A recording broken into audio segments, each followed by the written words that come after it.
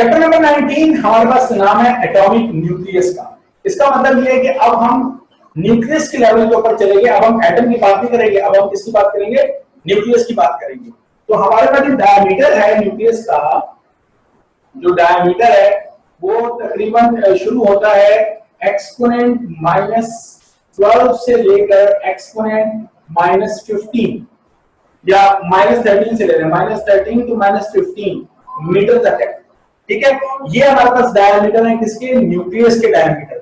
और न्यूक्लियस के अंदर हमारे पास कौन से पार्टिकल है, दो पार्टिकल है, एक प्रोटॉन है और दूसरा हमारे पास क्या है, न्यूट्रॉन। ठीक है, एक प्रोटॉन है हमारे पास और दूसरा हमारे पास क्या है, न्यूट्रॉन है। तो प्रोटॉन जो है हमारे पास, प्रोटॉन उस पर हमारे पास पॉजिटिव चार्ज है, उसका जो मास है हमारे पास वो है, हमारे पास कितना होता है 1.67 एक्सपोनेंट -27 kg। और उसका जो चार्ज होता है हमारे पास वो होता है 1.6 एक्सपोनेंट -19 कूलम। ओके, और जो न्यूट्रॉन है हमारे पास, इसका जो मास है हमारे पास वो 1.76 एक्सपोनेंट -27 kg और जो चार्ज है वो 0। कोई चार्ज होता है हमारे पास न्यूट्रल होता है। तो ये हो गया प्रोटॉन, ये हो गया हमारे पास न्यूट्रॉन, ये दो हमारे पास हैं। फिर हमारे पास एक चीज है जिसे हम कहते हैं एटॉमिक मास कहते हैं, एटॉमिक मास, या जिसको हम क्या कहते हैं, मास नंबर भी कहते हैं, जिसको किससे रिप्रेजेंट करते हैं, ए से रिप्रेजेंट करते हैं। और ये हमारे पास क्या होता है, sum of proton and neutron. Proton और न्यूट्रॉन का जो सम होता है किसी भी न्यूक्लियस के लिए, वो हमारे पास कहता है एटॉमिक मास।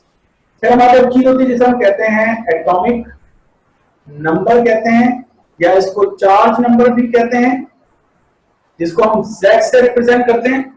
और ये हमारे पास क्या होता है, बेसिकली जो Z होता है ये हमारे पास होता है number of protons, number of protons होते हैं।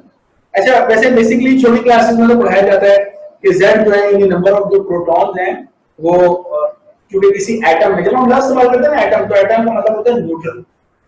एटम का मतलब होता है न्यूट्रल। न्यूट्रल का मतलब क्या है, न्यूट्रल का मतलब ये है कि इसमें नंबर ऑफ प्रोटॉन और नंबर ऑफ इलेक्ट्रॉन बराबर है। अगर ये न्यूट्रल नहीं होता तो फिर हम इसको एटम नहीं, इसको हम आयन कहते हैं। इसी तरह जब हम मॉलिक्यूल का लफ्ज इस्तेमाल करते हैं तो मॉलिक्यूल भी हमारे पास न्यूट्रल होता है। ठीक है, उस पर ओवरऑल पूरे मॉलिक्यूल पे कोई चार्ज नहीं होता, लेकिन अगर मॉलिक्यूल पे चार्ज आ जाए तो फिर हम उसको मॉलिक्यूल का लफ्ज नहीं, उसको हम रेडिकल का लफ्ज इस्तेमाल करते हैं। तो ये टर्मिनोलॉजीज हैं जो कि बताती हैं कि हम बात क्या करने जा रहे हैं। So number of proton, number of electron किसी एटम में तो होते हैं, लेकिन आपको पता है इलेक्ट्रॉन का आने जाने का सिलसिला चलता रहता है।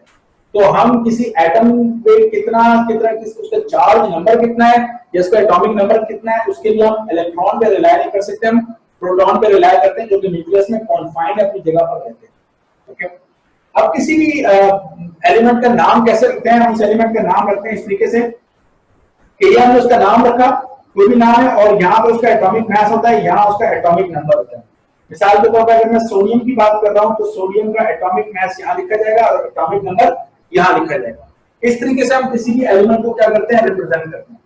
ठीक है, अच्छा, एलिमेंट बेसिकली न्यूक्लियस होता है, तो हम कहेंगे किसी भी न्यूक्लियाई का नाम हम इस तरीके से, तो AXZ, राइट।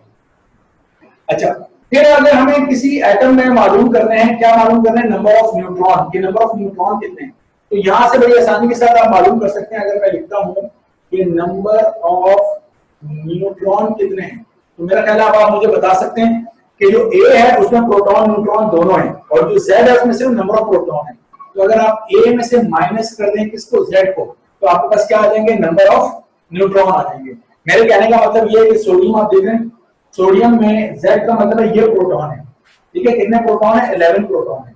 तो सोडियम में A23 का मतलब है प्रोटॉन और न्यूट्रॉन दोनों प्लस होकर 23 है। तो न्यूट्रॉन कितने हैं, तो 23 में से 11 को माइनस कर दीजिए तो 12 आ जाएंगे। तो 12 हमारे पास क्या होंगे, न्यूट्रॉन। तो न्यूट्रॉन मालूम करने का तरीका ये कि A-Z हम लोग लिखते हैं।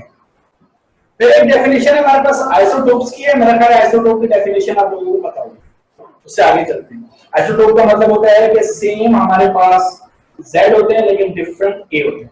ठीक है, लिख देता हूं मैं, आइसोटोप्स हम किसे बोलते हैं, सेम एटॉमिक नंबर होते हैं बट डिफरेंट हमारे पास क्या होते हैं, एटॉमिक मैसेज होते हैं, इसको हम कहते हैं आइसोटोप्स होते हैं। तीसरा हाइड्रोजन है हमारे पास, तो हाइड्रोजन 1H1 है, राइट, एक हाइड्रोजन है 1H1, एक हमारे पास है 2H1, एक हमारे पास है 3H1। तो हाइड्रोजन है, ड्यूटियम है, ट्रिशियम है, इस तरीके से मुख्तलिफ नाम हम लोग इनके देते हैं। तो इसमें 1 - 1 कोई न्यूट्रॉन नहीं है, 2 - 1 एक न्यूट्रॉन है, 3 - 1 दो न्यूट्रॉन है।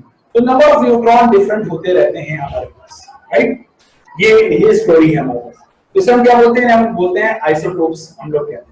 रेडियो एक्टिविटी एक प्रोसेस है, उस प्रोसेस में एक होता है ये कि एक न्यूक्लियस जो होता है वो अनस्टेबल हो जाता है, और अनस्टेबल होने के बाद जो है मुख्तलिफ पार्टिकल और एनर्जी क्या करता है? रेडिएट करता है और स्टेबलाइजेशन की तरफ मूव करता है। तो वो जो चीजें इमिट करता है वो हमारे पास मुख्तलिफ नामों से हैं। एक को हम कहते हैं अल्फा पार्टिकल्स कहते हैं, एक को हम कहते हैं बीटा पार्टिकल्स,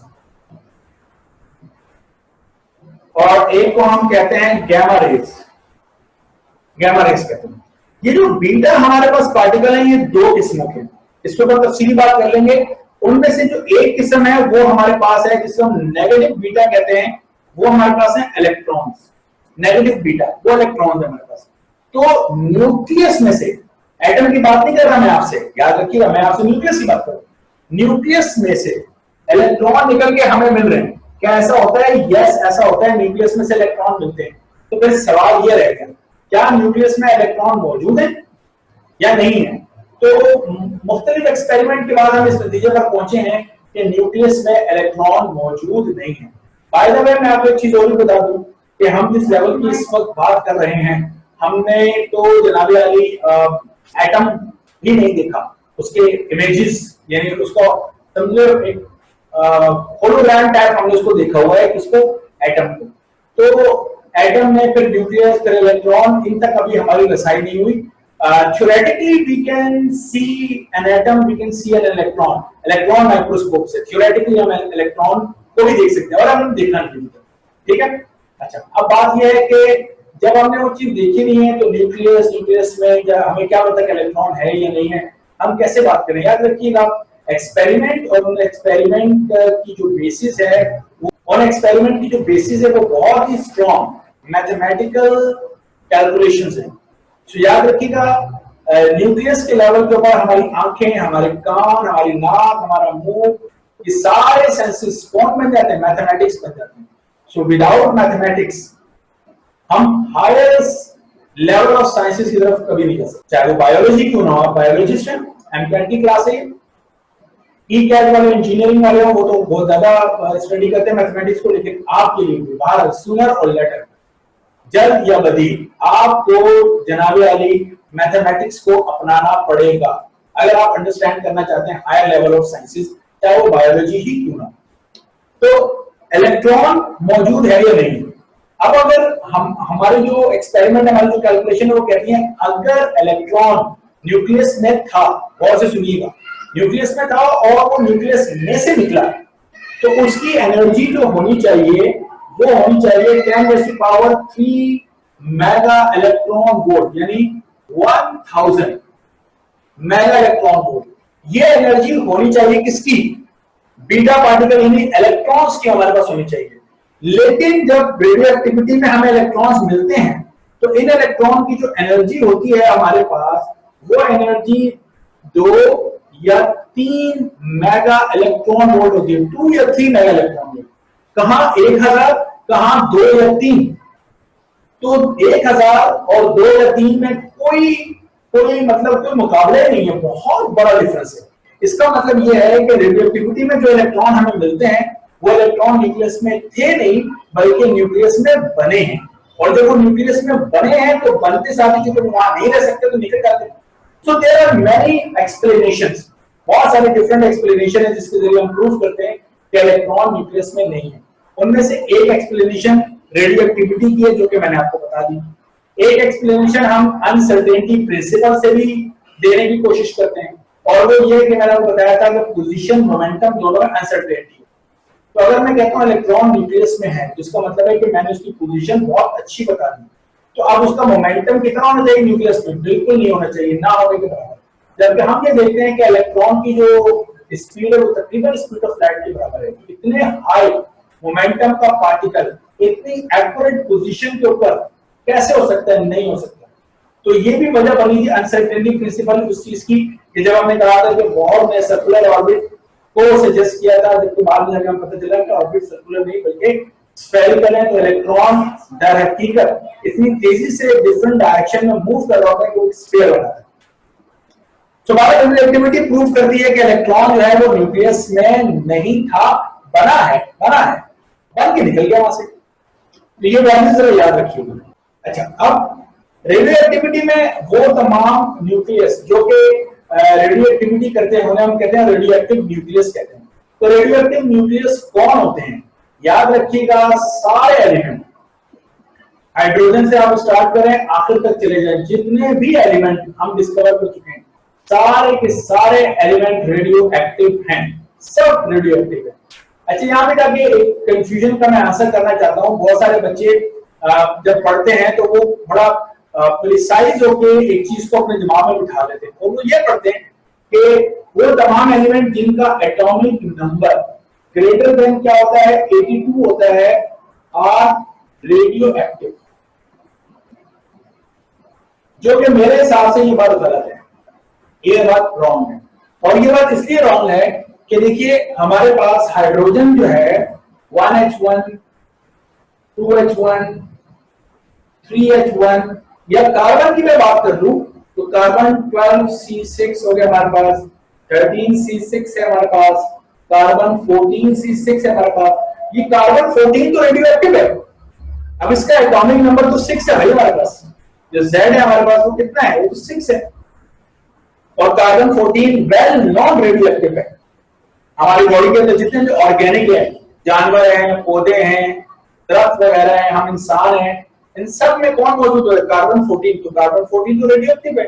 इस तरह हाइड्रोजन के जो आइसोटोप है ये भी रेडियो एक्टिव है। तो जब ये रेडियो एक्टिव है, ये रेडियो एक्टिव है, तो ये वाली बात कहां से आ गई ग्रेटर देन 82? आप इसको इस तरीके से बोलिए कि जो उनके एटॉमिक नंबर 82 से ज्यादा है वो सारे के सारे आइसोटोप्स, उनमें कोई एक भी ऐसा नहीं जो स्टेबल हो, सब के सब कहते हैं रेडियो एक्टिव होते हैं। लेकिन Z82 से नीचे वाले में कुछ स्टेबल और कुछ अनस्टेबल होते हैं, और जो अनस्टेबल है वो रेडियो एक्टिविटी कर रहे हैं। तो पीरियोडिक टेबल को भरने का जो प्रिंसिपल है वो किसके ऊपर रखा गया है? वो इस चीज के ऊपर रखा गया है कि सबसे कौन मतलब सबसे स्टेबल कौन है और सबसे ज्यादा जो है वो अबेंडेंट कौन है, सबसे ज्यादा पाया कौन सा जाता है और सबसे ज्यादा स्टेबल कौन सा है। तो most stable most abundant element को उठाकर हमने पीरियोडिक टेबल के अंदर, राइट, ये बात याद रखिएगा। तो चूंकि सबसे ज्यादा पाया जाता है, मोस्ट स्टेबल है, तो ये वाला कार्बन आपको पीरियोडिक टेबल में नजर आता है, ये वाला हाइड्रोजन आपको पीरियोडिक टेबल में नजर आता है। पर इसका ये मतलब नहीं है कि इनके अंदर रेडियो एक्टिव नहीं, सब में रेडियो एक्टिव मौजूद है। हम जितने भी इंसान हैं, हम लोग सब इंसान स्लाइटली रेडियो एक्टिव है, हर वक्त 24 घंटे रेडियो एक्टिव है, क्योंकि हमारी बॉडी के अंदर जो मैग्नीशियम है वो रेडियो एक्टिव मैग्नीशियम पाया जाता है। एक तो ये है ना कार्बन 14, ये कार्बन 14 तो उसका काम शुरू करता है जब इंसान या जानवर या पौधा मर जाता है, तो उसके अंदर जो है वो कार्बन 12 टू कार्बन 14 की रेशियो चेंज होने लग जाती है। तो जाहिर सी बात है उसमें हम इसकी काउंटिंग के जरिए, जिसको आर्कियोलॉजिकल डेटिंग या कार्बन रेडियो कार्बन डेटिंग कहते हैं, उसके जरिए मालूम करते हैं। लेकिन मैं आपसे कहना चाह रहा हूँ, जितने भी इंसान है हमारे बॉडी में मैग्नीशियम का एक आइसोटोप है वो रेडियो एक्टिव है। हम जितने भी इंसान है रेडिएशन इमिट करते हैं, मतलब इतनी खतरनाक नहीं करते, कोई डरने वाली बात नहीं है, but we are radioactive, we are magnetic. Okay, याद रखिए। अच्छा जी, ये वाली बात हमारे पास होगी। तो अब रेडियो एक्टिविटी में अगर हम जिस तरह हाइड्रोजन के मैंने 3 आइसोटोप सीखे, कार्बन के मैंने 3 आइसोटोप सीखे, तो लेकिन पीरियोडिक टेबल में तो हमारे पास सिर्फ एक हाइड्रोजन है और पीरियोडिक टेबल में कार्बन भी एक है। हर जो न्यूक्लियस है उसमें से एक को हमने उठा के वहां पे रखा हुआ है। मोस्ट अबेंडेंट मोस्ट स्टेबल की मैंने बात आपसे की थी। अब मैं आपसे ये कहना चाह रहा हूं कि अगर हम तमाम आइसोटोप्स को मिला दें तो तमाम आइसोटोप्स की तादाद तकरीबन 1400 से भी ज्यादा हो जाती है। समझ में आ रही है? तो मोर देन 1400 हमारे पास रेडियो, बल्कि अब तो 1400 क्या, अब तो मुझे 1500 कहना चाहिए कि मोर देन 1500 हमारे पास रेडियो एक्टिव आइसोटोप्स मौजूद है, राइट। और आइसोटोप की जो स्टडी है वो एक बहुत ही इंटेंसिव इन डेप्थ किस्म की स्टडी है, क्योंकि कैंसर के इलाज में भी इस्तेमाल होता है, बहुत सारी चीजों में इस्तेमाल होता है हमारे पास radio active isotopes. Nuclear medicine branch कहलाती है, न्यूक्लियर मेडिसिन। अच्छा जनाब, अब इसके अंदर हमारे पास क्या है अगली जो चीज है हमारे पास वो है रेडियो एक्टिविटी। तो रेडियो एक्टिविटी में हमारे पास है सबसे पहले जिसे हम कहते हैं alpha decay. Alpha decay, alpha decay हमारे पास क्या है? अल्फा पार्टिकल हम कहते हैं किसको है? Alpha particle. अल्फा पार्टिकल हम ऐसे इसे कहते हैं कि अगर मैं बनाता हूं हीलियम का एटम, तो हीलियम का एटम क्या होता है कि इसके न्यूक्लियस में दो होते हैं प्रोटॉन और दो होते हैं न्यूट्रॉन, और शेल में होते हैं दो इलेक्ट्रॉन। तो ये हमारे पास कौन सा होता है? ये हमारे पास क्या होता है? Helium atom. लेकिन अगर हम हीलियम का न्यूक्लियाई बनाते हैं, न्यूक्लियाई, तो हीलियम का न्यूक्लियाई ये है कि इसमें दो प्रोटॉन है और दो न्यूट्रॉन है। इस हीलियम के न्यूक्लियाई को हम कहते हैं बेसिकली क्या कहते हैं? Alpha particle. हीलियम न्यूक्लियाई का नाम क्या है हमारे पास? अल्फा पार्टिकल है। ओके, तो अल्फा पार्टिकल हमारे पास क्या होता है? दो प्रोटॉन और दो न्यूट्रॉन का बंच हमारे पास क्या कहलाता है? अल्फा पार्टिकल कहलाता है। इसका मतलब है कि इसके ऊपर जो चार्ज है वो हमारे पास क्या है? वो +2 है। यानी मैं अगर इसके चार्ज की बात करता हूं, इसका चार्ज 2 मल्टीप्लाई बाय 1.6 एक्सपोनेंट -19 है। और इसके अगर मैं मास की बात करता हूं, तो अगर प्रोटॉन न्यूट्रॉन के मास में जो स्लाइटली डिफरेंस है उसको आप इग्नोर कर दें, तो आपको लिखना चाहिए 4 multiply by mass of proton, ऐसे लिख दें। बात समझ आ रही है? मास ऑफ प्रोटॉन, तो 4 टाइम्स इसका मास है, 2 टाइम्स इसका चार्ज है। तो ये सबसे बड़ा रेडियो एक्टिविटी में सबसे बड़ा हमारे पास पार्टिकल है। बहुत बड़ा साइज है इसका, इसके लिहाज से एटम की दुनिया में बता दूं सबसे बड़ा साइज है इसका हमारे पास, सबसे ज्यादा चार्ज इसका। तो चैप्टर नंबर 20 के लिहाज से अगर हम इसको जोड़ने की कोशिश करें, तो जितनी भी हमारे पास रेडिएशन है, आयोनाइजिंग रेडिएशन, उसकी दो कैरेक्टरिस्टिक बहुत इंपॉर्टेंट कैरेक्टरिस्टिक होती है। दो, नंबर 1 कि उसकी पेनिट्रेशन कितनी है, और नंबर 2 उसकी आयोनाइजेशन कितनी है। तो याद रखिएगा अल्फा पार्टिकल का साइज क्योंकि सबसे बड़ा है, तो सबसे जो है ना यानी मिनिमम क्या है? इसकी पेनिट्रेशन है। सबसे कम पेनिट्रेशन है हमारे पास इसकी अल्फा पार्टिकल की, और इसकी जो है वो हाईएस्ट, ये कहना चाहिए हाईएस्ट क्या है? आयोनाइजेशन है। आयोनाइजेशन इसकी सबसे ज्यादा, यानी जितने ये एयर में ट्रेवल करते हुए एयर के एटम को आयोनाइज करता है कोई भी नहीं करता है, सबसे ज्यादा ये आयोनाइज करता है। ठीक है, लेकिन इसकी पेनिट्रेशन इतनी कम है कि एक कागज जो है वो भी अल्फा पार्टिकल को रोकने में कामयाब हो जाता है। कागज, टिश्यू पेपर भी इसको स्टॉप कर सकता है, इसको अल्फा पार्टिकल से। तो पेनिट्रेशन कितनी कम है, लेकिन आयोनाइजेशन बहुत ज्यादा है। तो आयोनाइजेशन के लिहाज से मोस्ट डेंजरस रेडिएशन है ये, मेरे हिसाब से बहुत डेंजरस है। कि अगर ये कांटेक्ट कर जाए स्किन के साथ, तो इसकी आयोनाइजेशन बहुत ज्यादा है, तो ये बहुत ज्यादा डैमेज प्रोड्यूस करेगा। तो ये हमारे पास हो गया अल्फा पार्टिकल। अल्फा डीके हम कैसे लिखते हैं? फर्स्ट करेंगे हम आपका रेडियोएक्टिव न्यूक्लियस है AXZ, राइट, और हमने इसमें जनाबे अली ये हमारे पास क्या हो जाएगा? 4He2, ऐसे लिखेंगे ना कि जो एटॉमिक मास है वो 2O24 और एटॉमिक नंबर यहां लिखेंगे प्रोटॉन 2, ऐसे लिखेंगे ना। तो 4He2 ये मैंने क्या लिखा हुआ है? ये मैंने हीलियम न्यूक्लियाई या मैंने अल्फा पार्टिकल लिखा हुआ है। मेरा ख्याल मेरी बात समझ में आ रही होगी। तो ये रेडियोएक्टिव न्यूक्लियस है जिसने अल्फा पार्टिकल इमिट किया। तो अब जो भी चीज है उसे हम कहते हैं daughter nuclear, parent nuclear, daughter nuclear.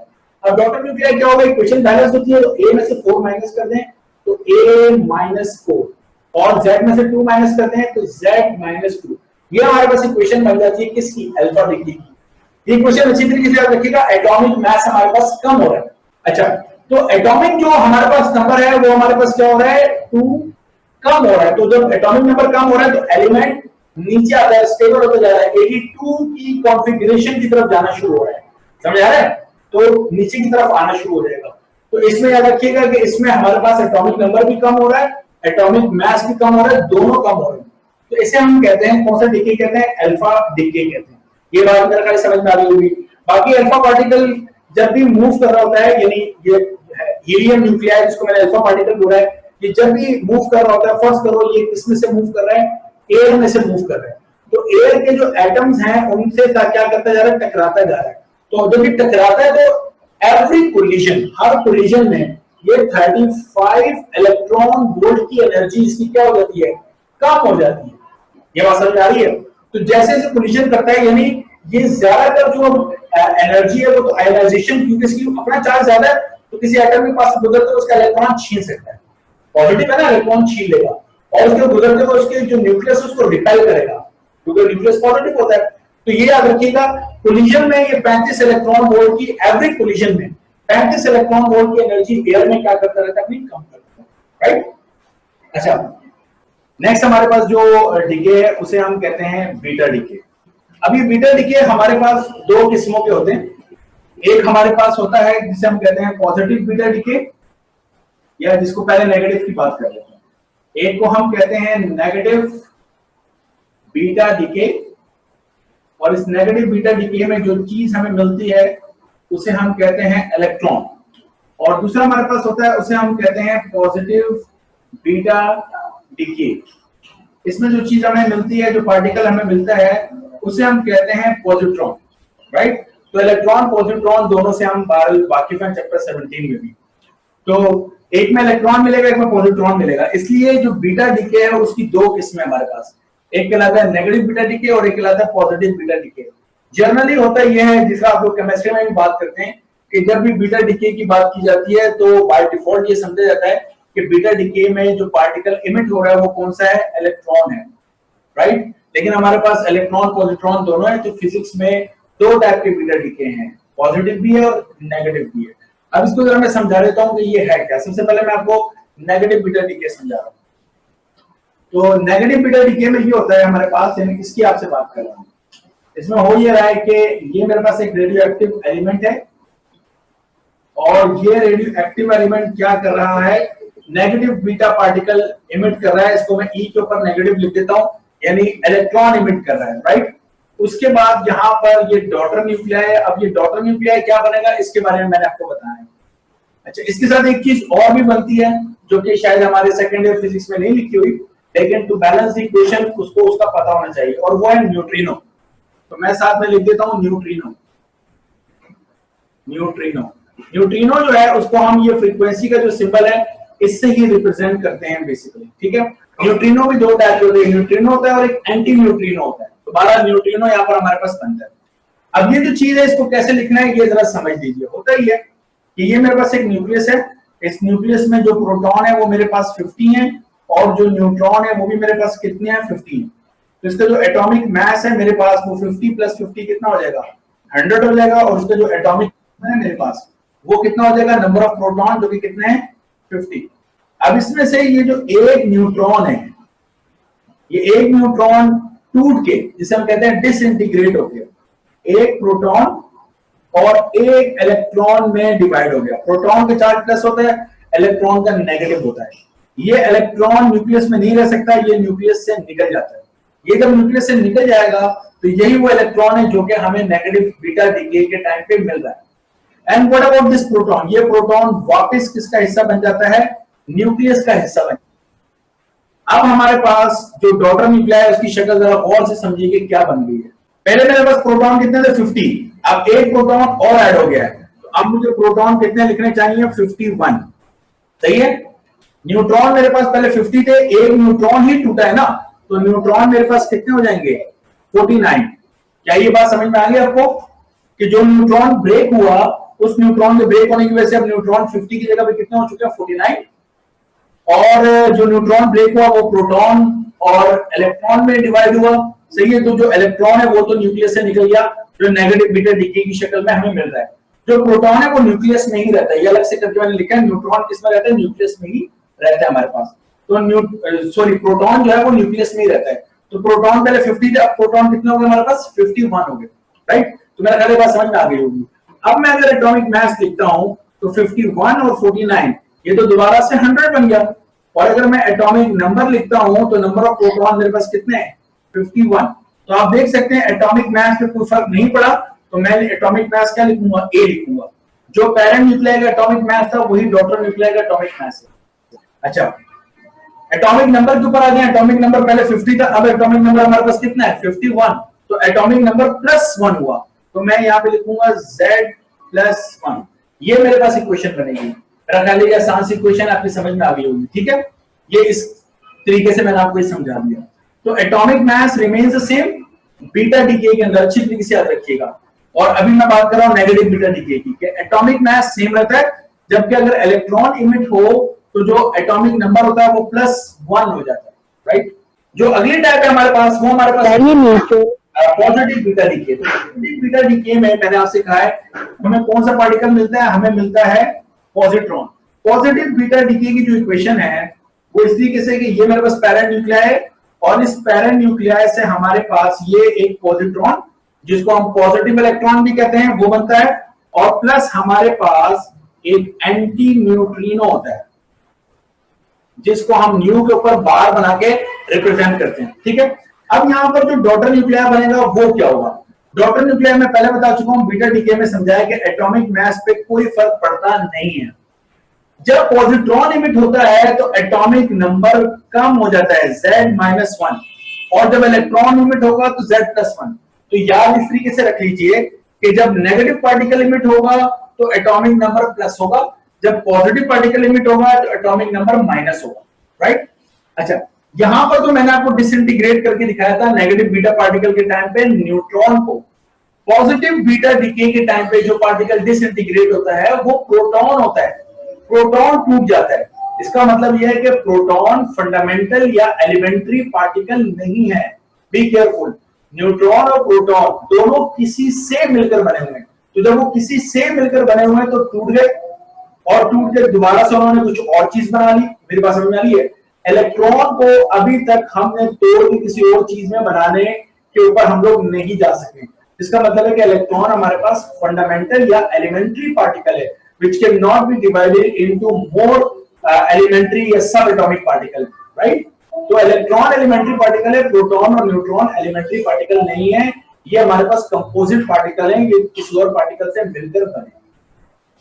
तो इसमें याद रखिएगा, अच्छी तरीके से याद रखिएगा। यहां पे मैं लिख देता हूं कि यहां पे न्यूट्रॉन हमारे पास डिस इंटीग्रेट हुआ है, न्यूट्रॉन टूटा है हमारे पास, और यहां पे हमारे पास प्रोटॉन डिस इंटीग्रेट हुआ है। प्रोटॉन को तोड़ के ये सब इक्वेशन बनाने का को मैं इसलिए यहां पे डिस्कस नहीं कर रहा कि उसको मुझे कुछ समझाने के लिए हेल्प लेनी पड़ेगी मैथमेटिक्स के साथ भी, और चूंकि वो लेवल नहीं है हमारी इस वक्त फिजिक्स का, तो हमें इस चीज को सिर्फ याद रख लेना है कि जब हम पॉजिटिव बीटा डीके की बात कर रहे हैं, जब हमारे न्यूक्लियस में से पॉजिट्रॉन निकल रहा है तो उस वक्त हमारे न्यूक्लियस में कौन सा पार्टिकल टूट रहा है? प्रोटॉन टूट रहा है। जब हमारे न्यूक्लियस में से इलेक्ट्रॉन निकल रहा है तो हमारे न्यूक्लियस में कौन सा पार्टिकल टूट रहा है, डिसइंटीग्रेट हो रहा है? न्यूट्रॉन डिसइंटीग्रेट हो रहा है, ओके। और जब हमारे पास इलेक्ट्रॉन न्यूक्लियस से निकलेगा तो न्यूट्रिनो, और जब पॉजिट्रॉन निकलेगा तो एंटी न्यूट्रिनो। न्यूट्रिनो जो होता है, न्यूट्रिनो के बारे में भी याद रखिएगा। न्यूट्रिनो जो है इसका हमारे पास जो चार्ज है वो 0 है, सही है। तो मैं इसको कह सकता हूं, क्या कह सकता हूं? चार्ज लेस पार्टिकल है हमारे पास, और इसका जो मास है वो अप्रोक्सीमेटली कितना है? 0 है, अप्रोक्सीमेटली, राइट। बिल्कुल 0 नहीं होता, लेकिन अप्रोक्सीमेटली हमारे पास कितना है? 0 होता है। दी आपका जो क्वेश्चन था उसके बारे में मैं बता रहा हूं, ठीक है। न्यूट्रिनो के बारे में ही बता रहा हूं कि न्यूट्रिनो दर हकीकत हमारे पास क्या है। तो न्यूट्रिनो एक पार्टिकल है हमारे पास, एक सब एटॉमिक पार्टिकल है, राइट। यानी अगर मैं प्रोटॉन को तोड़ रहा हूं तो उसमें से एंटी न्यूट्रिनो भी निकल रहा है, अगर मैं न्यूट्रॉन को तोड़ रहा हूं तो उसमें से न्यूट्रिनो भी निकल रहा है। तो न्यूट्रिनो के निकलने का मतलब है कि न्यूट्रॉन जिन पार्टिकल से मिलकर बना है उसमें न्यूट्रिनो भी है, इलेक्ट्रॉन भी शामिल है। तो न्यूट्रिनो को तकरीबन इलेक्ट्रॉन की तरह आप समझ सकते हैं, लेकिन इसका चार्ज कितना होता है? 0, चार्ज लेस होता है, और मास अप्रोक्सीमेटली 0 होता है, तकरीबन 2.14 एक्सपोनेंट -37 kg की तरफ अप्रोच कर रहा होता है इसका मास। इंतहाई कम मास है -37 के, जबकि आप जानते हैं कि जो इलेक्ट्रॉन का मास है वो -31 है, तो ये तो उससे भी कम है। तो अप्रोचेस टू 0 है, तो ऑलमोस्ट हम इसको कहते हैं कि इसका मास क्या है? वो 0 है। अच्छा, हैरत अंगेज बात मैं आपको बताऊं, मोस्ट अबंडेंट पार्टिकल है हमारे यूनिवर्स में, सबसे ज्यादा पाया जाने वाला पार्टिकल है। तो और जो इसकी दूसरी कैरेक्टरिस्टिक है वो ये है कि सबसे मुश्किल है इसकी डिटेक्शन, पाया सबसे ज्यादा जाता है, यानी पाया ये सबसे ज्यादा जाता है, लेकिन इसकी डिटेक्शन सबसे मुश्किल तरीके कामों में से। तो ये इसके बारे में चंद बातें हैं जो मैंने कहा कि आपको बता दूं। सब एटॉमिक पार्टिकल है, जिस तरह आपने इलेक्ट्रॉन पढ़ा था, फिर पॉजिट्रॉन आ गया था, इसी तरीके से न्यूट्रिनो भी है, जिसको मैं चाहता हूं अपने ध्यान में रखिए। अच्छा जनाब, इसके बाद जो हमारे पास अगला डीके है, उस अगले डीके को हम लोग कहते हैं गैमा डीके। अच्छा जनाब, गैमा डीके बेसिकली क्या होता है, याद रखिएगा, जब भी कभी अल्फा डीके हो जाए या बीटा डीके हो जाए, तो अल्फा डीके के बाद, बीटा डीके के बाद जो डॉटर न्यूक्लियर बनता है ना, वो एक्साइटेड स्टेट के अंदर होता है। तो उसको एक्साइटेड स्टेट से कौन सी स्टेट में आना है, ग्राउंड स्टेट के अंदर आना है। तो एक्साइटेड स्टेट, ग्राउंड स्टेट में आने के लिए जो एक्स्ट्रा एनर्जी है, उस एनर्जी को क्या करता है, वो रिलीज करता है। वो एनर्जी जो है, उनकी जो रेंज है, वो चूंकि गैमा रेडिएशन का जो स्पेक्ट्रम है उसकी रेंज में होता है, इसलिए हम उन्हें कहते हैं गैमा रेज। और इस प्रोसेस को हम लोग कहते हैं गैमा डीके। ये मेरी बात समझ में आ रही है? अगर मैं कहूं कि एक रेडियोएक्टिव सब्सटेंस है, उसने ना अल्फा किया ना बीटा किया है, क्या वो गैमा करेगा? द आंसर इज नो, क्योंकि गैमा डीके का लाजमी तौर पर यह मतलब है कि वो जो रेडियोएक्टिव न्यूक्लियस है वो अल्फा या बीटा डीके का प्रोसेस ऑलरेडी कर चुका है। देखो, अगर आपका एक्स्ट्रा मास है और आप अपने एक्स्ट्रा मास को कम करना चाहते हो, आपका जो मास है, जो बीएमआई होता है, बॉडी मास इंडेक्स होता है हमारा, उससे आपका मास ज्यादा हो गया है तो आपकी सेहत को खतरा है, डॉक्टर कह रहा है अपना एक्स्ट्रा मास कम करो। आप जिम जाते हो, एक्सरसाइज करते हो, exercise right after the exercise आपकी जो कंडीशन होती है वो क्या होता है, आपका सांस चढ़ा हुआ होता है, पसीने आ रहे होते हैं, बॉडी टेम्परेचर जो है वो एलिवेट हो चुका होता है आपका। तो आप कौन सी स्टेट के अंदर हो? एक्साइटेड स्टेट के अंदर हो। आप थोड़ी देर रुकते हो और आस्ता आस्ता आपके सांस, आपका टेम्परेचर, आपके तमाम जो वाइटल साइंस हैं वो स्टेबलाइज होने शुरू हो जाते हैं, दिल की धड़कन कंट्रोल होना शुरू हो जाती है। मेरी बात समझ रहे हैं? तो आपकी एक्स्ट्रा एनर्जी कम हो रही है, आप स्टेबलाइज हो रहे हो। तो ऐसा तो नहीं हो सकता ना कि आपने कुछ किया है ही नहीं और आपके तमाम जो है ना, जो है पसीने भी आ रहे हो, दिल की धड़कन भी तेज हो, सांस भी चढ़ा हो, कोई एक्सरसाइज के बाद ही सब कुछ होगा ना। ये मेरी बात समझ? खौफ डर की बात अभी ना कर लेना, कहीं जहन में यहाँ बिठा लेना। उसके पीछे जो है ना वो हार्मोनल चेंज, जाहिर सी बात है, भारत इन्वॉल्व होता ही है। तो मेरे कहने का मतलब यह है कि जब भी गैमा डीके होगा, इसका मतलब है लाजमी तौर पे अल्फा या बीटा डीके हो चुका है। तो हम ये कहते हैं, मैं इसको लिख देता हूं कि आफ्टर अल्फा और बीटा डीके, अल्फा या बीटा डीके के बाद जो न्यूक्लियाई है हमारे पास, nuclei is gets back to ground state by emitting radiations called gamma rays। और हम क्या बोलते हैं? गैमा रेज बोलते हैं। इक्वेशन लिखना भी बहुत आसान है। फर्स्ट करेंगे, वो रेडियोएक्टिव एलिमेंट है जो कि इस वक्त कौन सी स्टेट में? एक्साइटेड स्टेट में। इस तरीके से हम इस पर स्टेरिक बना रहे थे। उसके बाद क्या हुआ? यही रेडियोएक्टिव एलिमेंट है हमारे पास, ये एक्साइटेड स्टेट में उसकी एनर्जी कम हो गई और प्लस गैमा, दैट्स इट, ये इक्वेशन हो गई।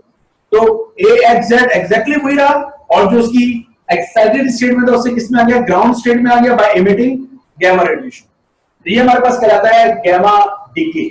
तो गैमा डीके इज एनर्जी का डीके, अल्फा बीटा डीके जो है वो पार्टिकल का डीके। अच्छा, इसके बाद जो हमारे पास अगली चीज है उसे हम कहते हैं लॉ ऑफ रेडियोएक्टिव डीके। और लॉ ऑफ रेडियोएक्टिव डीके ही है कि हम जानते हैं, अभी हमने इस तरीके से देख रहे थे, एक हमारे पास पैरेंट न्यूक्लियाई था, वो डिसइंटीग्रेट हुआ तो डॉटर न्यूक्लियाई बना।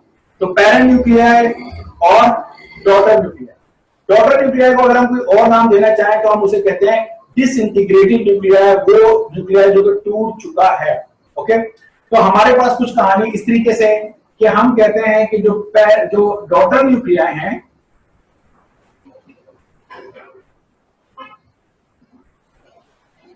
या जिसको हम क्या बोलते हैं? डिसइंटीग्रेटेड, और ये हम कहते हैं कि डायरेक्टली प्रोपोर्शनल होता है किसके? पेरेंट न्यूक्लियाई के। इस तरीके से तो जो डॉटर न्यूक्लियाई है या डिसइंटीग्रेटेड न्यूक्लियाई है, उसको हम लिख रहे हैं delta N, N proportional to जो पेरेंट न्यूक्लियाई है उसे हम कह रहे हैं एन। तो हम कह रहे हैं कि जितने ज्यादा पेरेंट न्यूक्लियाई होंगे उतने ज्यादा डॉटर न्यूक्लियाई बनेंगे। जाहिर सी बात है, जितने ज्यादा मेरे पास रेडियो एक्टिव न्यूक्लियस होंगे उतने ही ज्यादा मेरे पास डिसइंटीग्रेटेड न्यूक्लियाई बनेंगे ना, जो रेडियो एक्टिविटी करेंगे। तो जितने ज्यादा होंगे उतने चांसेस ज्यादा होंगे उनकी रेडियो एक्टिविटी करने के। फिर हम ये कहते हैं कि ये जो डॉटर न्यूक्लियाई हैं या डिसइंटीग्रेटेड न्यूक्लियाई, ये डायरेक्टली प्रोपोर्शनल है किसके? टाइम के। जैसे जैसे वक्त गुजरता जाएगा वैसे वैसे जो डॉटर न्यूक्लियाई हैं उनकी तादाद क्या होती रहेगी? ज्यादा होती रहेगी।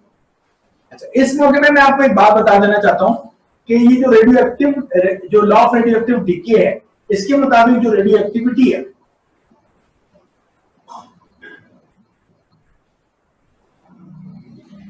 Radio activity is spontaneous disintegration. अगर हम कहना चाहें कि रेडियो एक्टिविटी क्या है तो हम इसके लिए इस्तेमाल करते हैं स्पॉन्टेनियस डिसइंटीग्रेशन। स्पॉन्टेनियस मैं पहले भी आपसे बात कर चुका हूं, गैर इख्तियारी को हम कहते हैं। हमारे पास एक रेडियो एक्टिव न्यूक्लियस है, वो रेडियो एक्टिव न्यूक्लियस कब रेडियो एक्टिविटी का प्रोसेस शुरू करेगा हम नहीं बता सकते।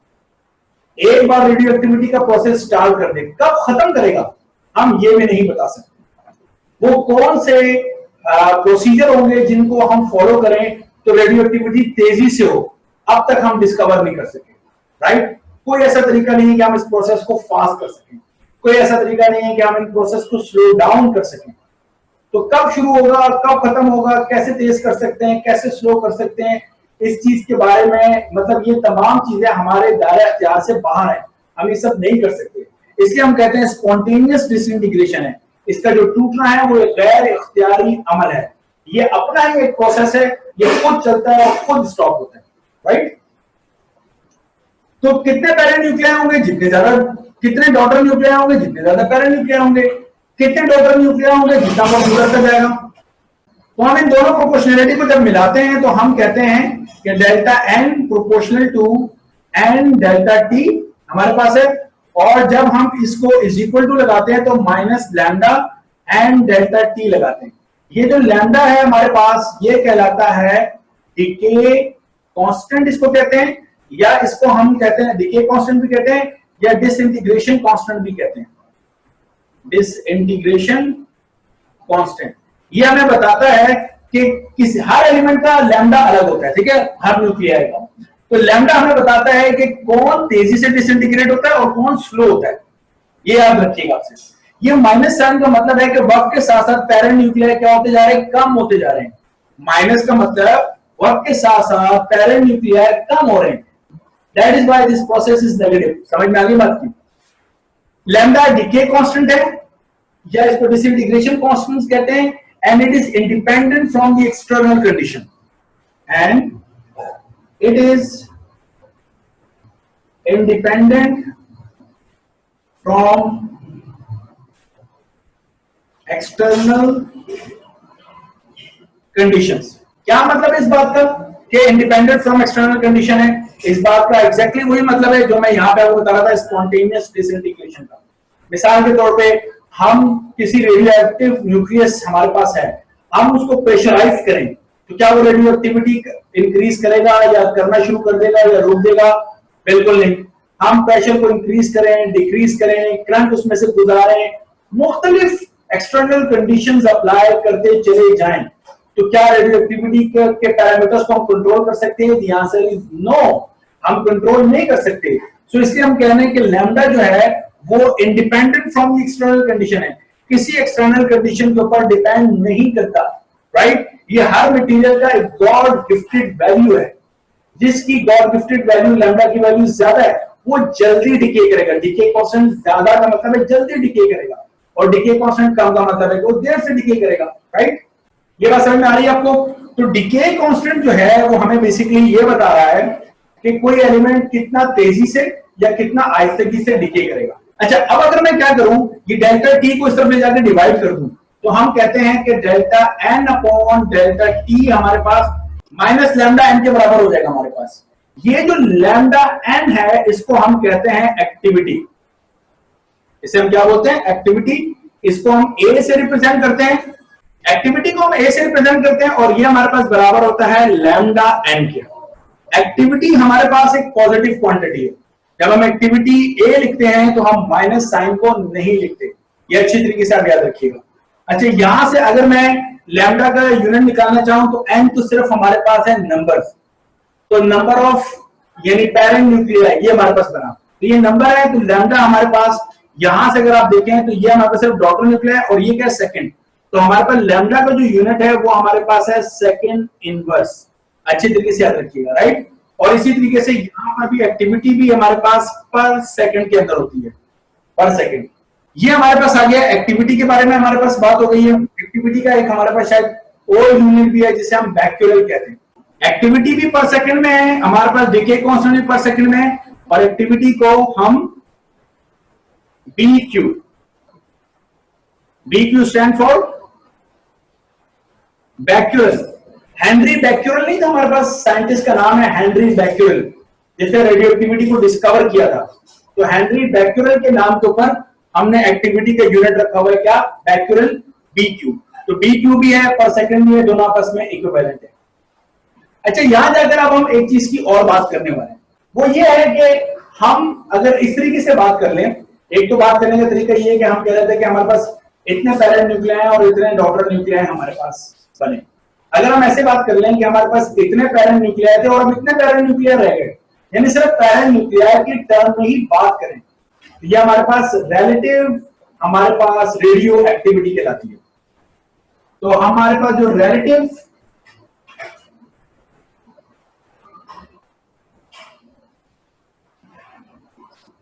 रेडियो एक्टिविटी है, वो हमारे पास क्या है कि कितने पैरेंट न्यूक्लियर रह गए और कितने पैरेंट न्यूक्लियर हमारे पास थे। ये जो n है ये हमारे पास है, इसको ले लें आप फाइनल पैरेंट न्यूक्लियर, और ये जो n नॉट है इसको आप कह लीजिए ये हमारे पास है इनिशियल पैरेंट न्यूक्लियर, राइट। तो कितने पैरेंट न्यूक्लियर रहेंगे और कितने पैरेंट न्यूक्लियर थे, अगर इस सवाल में आप बात करें तो इसको हम कहते हैं रिलेटिव रेडियोएक्टिविटी। और अगर हम इसका ग्राफ बनाते हैं विद रिस्पेक्ट टू टाइम, कि यहां पर हम लोग टाइम ले लें और यहां पर हम n/n नॉट की वैल्यू ले लें, तो ये ग्राफ कुछ इस तरीके से चलता है। यहां पर वाई एक्सिस के साथ टच होता है और यहां से ऐसे आता है, और उसके बाद ये ग्राफ तकरीबन हमारे साथ ये जो टाइम का एक्सिस है इसकी क्या हो जाता है, पैरेलल हो जाता है, ये पैरेलल चलता रहता है इसकी, राइट। तो यहां से ये प्रोसेस स्टार्ट हुआ, ये प्रोसेस पहले बहुत तेजी से डिसइंटीग्रेट हुआ, तेजी से डिके हुआ, और उसके बाद ये प्रोसेस बहुत स्लो डाउन हो गया, इतना स्लो डाउन हो गया कि इसमें इतनी वक्त गुजरने के साथ साथ तब्दीली इतनी कम आ रही है कि प्रोसेस खत्म नहीं हुआ, लेकिन बहुत कम आ रही है, कि ये जो प्रोसेस है तकरीबन इस एक्सिस से क्या हो गया, पैरेलल हो गया। इसलिए मैंने कहा था कि ये प्रोसेस कब खत्म होगा हमें नहीं मालूम, और चूंकि ये एकदम से जो ग्राफ डाउन होता जा रहा है तो इसे कहते हैं एक्सपोनेंशियल ग्राफ कहते हैं। तो चूंकि एक्सपोनेंशियल ये कम हो रहा है तो हम कहते हैं एक्सपोनेंशियल डिके। ये जो ग्राफ है हमारे पास ये कहलाता है एक्सपोनेंशियल डिके। एक्सपोनेंशियल को हम जो एक्सपोनेंशियल को जिस हम मैथमेटिकल फंक्शन के जरिए रिप्रेजेंट करते हैं, वो मैथमेटिकल फंक्शन हमारे पास कहलाता है लॉगरिथम। तो लॉगरिथमिक हमारे पास फंक्शन है ये, ठीक है, याद रखिएगा।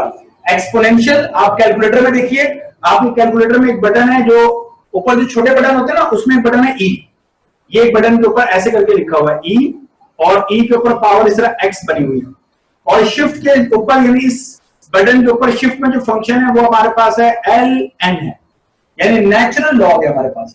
तो एक्सपोनेंशियल और जो नेचुरल लॉग का जो फंक्शन है वो एक दूसरे के इनवर्स काम करते हैं। तो मैथमेटिकल फंक्शन इस ग्राफ का जो है वो हमारे पास लॉगरिथमिक फंक्शन है, नेचुरल लॉगरिथम है हमारे पास, और जो दूसरा मैथमेटिकल फंक्शन है वो एक्सपोनेंशियल। इस ग्राफ को एक्सपोनेंशियल ग्राफ कहते हैं। एक्सपोनेंशियल मतलब है बहुत तेजी के साथ चेंज होने वाला, एक्सपोनेंशियल डिके का मतलब बहुत तेजी से खत्म होने वाला, राइट। लेकिन एक पूरा प्रोसेस कब खत्म हो जाए ये हम नहीं कह सकते, इसलिए हम लोग क्या कहते हैं कि n/n नॉट का जो आंसर है वो exponential mathematical function minus lambda T. Lambda को पता है डिके कांस्टेंट है, और टाइम क्या है, टी क्या है, वो टाइम है हमारे पास, ठीक है। ये क्वेश्चन आगे चल के हम ऐसे लिख देते हैं कि n = n not e raised to power minus lambda T. तो ये थोड़ा सा मैं रिपीट कर देता हूं। बात ये है, मैं कह रहा था कि वर्टिकल एक्सिस पे मैंने ये अपनी रिलेटिव रेडियोएक्टिविटी, कितने पैरेंट न्यूक्लियाई रह गए और कितने पैरेंट न्यूक्लियाई थे, इसको टाइम के मैंने वर्सेस बना लिया।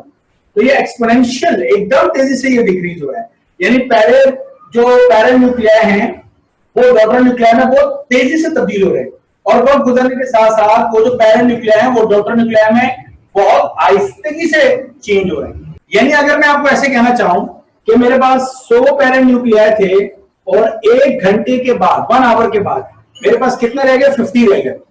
तो अब मेरे पास 50 है, तो 50 से अगले 1 घंटे में आप बोलेंगे 1 घंटे में 50 हुए तो अगले घंटे में 50 तो मामला खत्म हो जाए, ऐसा नहीं है। 1 घंटे में 50 का मतलब है कि ये 50% डिसइंटीग्रेट हुए, तो अगले 1 घंटे में 50 का 50% लो तो वो 25 बनते हैं। फिर 25 से कहानी शुरू हुई तो अगले 1 घंटे में 12.5 बनते हैं। फिर 12.5 से कहानी शुरू हुई तो अगले 1 घंटे में 6.25 में रखा लें, इतने बनेंगे। तो आप देख रहे हैं पहले 1 घंटे में 50 डिसइंटीग्रेट हो गए, दूसरे 1 घंटे में 25, तीसरे 1 घंटे में 12.5, चौथे 1 घंटे में 6.25। तो टाइम तो उतना ही गुजरता जा रहा है। तो पहले 50 हुए तो दोबारा ही 50 होते, कहानी खत्म हो जाती, पूरा रेडियोएक्टिव प्रोसेस खत्म हो जाता। ऐसा नहीं है, अब आप उसको 50% करते चले जाएं, ये आंसर कभी भी 0 नहीं होगा। 0.0000 करके आंसर आता रहेगा। साइंटिफिक कैलकुलेटर में 50 घंटे बैठ के लगे रहे, कभी 0 नहीं होने वाला, राइट? इसलिए मैं कह रहा हूं ये तकरीबन क्या हो जाता है, इसके पैरेलल आ जाता है। ये मेरी बात समझ में आ रही है? तो ये इसका जो है हमारे पास ये जो रिलेटिव रेडियो एक्टिविटी है, इसका चूंकि ये जो ग्राफ है एक्सपोनेंशियल है, तो हमने एक्सपोनेंशियल फंक्शन से रिप्रेजेंट किया जिसकी पावर माइनस लैम्डा टी है। माइनस का मतलब है एक्सपोनेंशियल डिके कम हो रहा है, ये माइनस ये बता रहा है, इस इक्वेशन का माइनस बता रहा है ये कम हो रहा है, एक्सपोनेंशियली ज्यादा नहीं हो रहा। आपको पता है मैंने एक ग्राफ ऐसा भी आपको बताया था जिसमें ऐसे करके ऊपर जा रहा था, ये एक्सपोनेंशियल इंक्रीज हो रहा है, ठीक है, और ये एक्सपोनेंशियल डिक्रीज हो रहा है। अच्छा जनाब, तो ये हमारे पास इक्वेशन है, इसमें n नॉट ये डिवाइड है, वहां जाकर हमने मल्टीप्लाई कर दिया, ये हमारे पास कहलाता है law of radioactive decay की इक्वेशन है हमारे पास। अच्छा, अब मैंने आपसे कहा कि ये प्रोसेस कब जाके खत्म होगा, ये तो हमारी इक्वेशन कभी हमें बता ही नहीं सकती। तो फिर ज्यादा बेहतर ये है कि हम कुछ इस किस्म की बात कर लें कि यार पूरा प्रोसेस कब खत्म होगा इसको छोड़ो, ये बताओ आधा प्रोसेस कब खत्म होगा, इसको हम कहते हैं हाफ लाइफ। तो हाफ लाइफ की क्या डेफिनेशन है कि half of the parent nuclei disintegrate into daughter nuclei. आधे पैरेंट न्यूक्लियाई डिसइंटीग्रेट होकर डिके करके डॉटर न्यूक्लियाई में तब्दील हो जाए, कितना टाइम लगेगा, इसे हम कहते हैं हाफ लाइफ। हाफ लाइफ का हम उसको रिप्रेजेंट करते हैं हाफ लाइफ को टी हाफ से, और इसका डायरेक्ट फॉर्मूला है हमारे पास 0.693 upon lambda. 0.693 upon lambda, lambda क्या है, वो डिके कांस्टेंट है।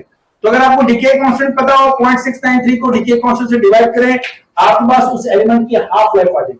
मेरा ख्याल है यहां तक सारी बात समझ में आ गई होगी, हाफ लाइफ की कहानी भी हमारे पास कंप्लीट होगी। यहां तक कुछ सवाल हो तो आप पूछ सकते हैं।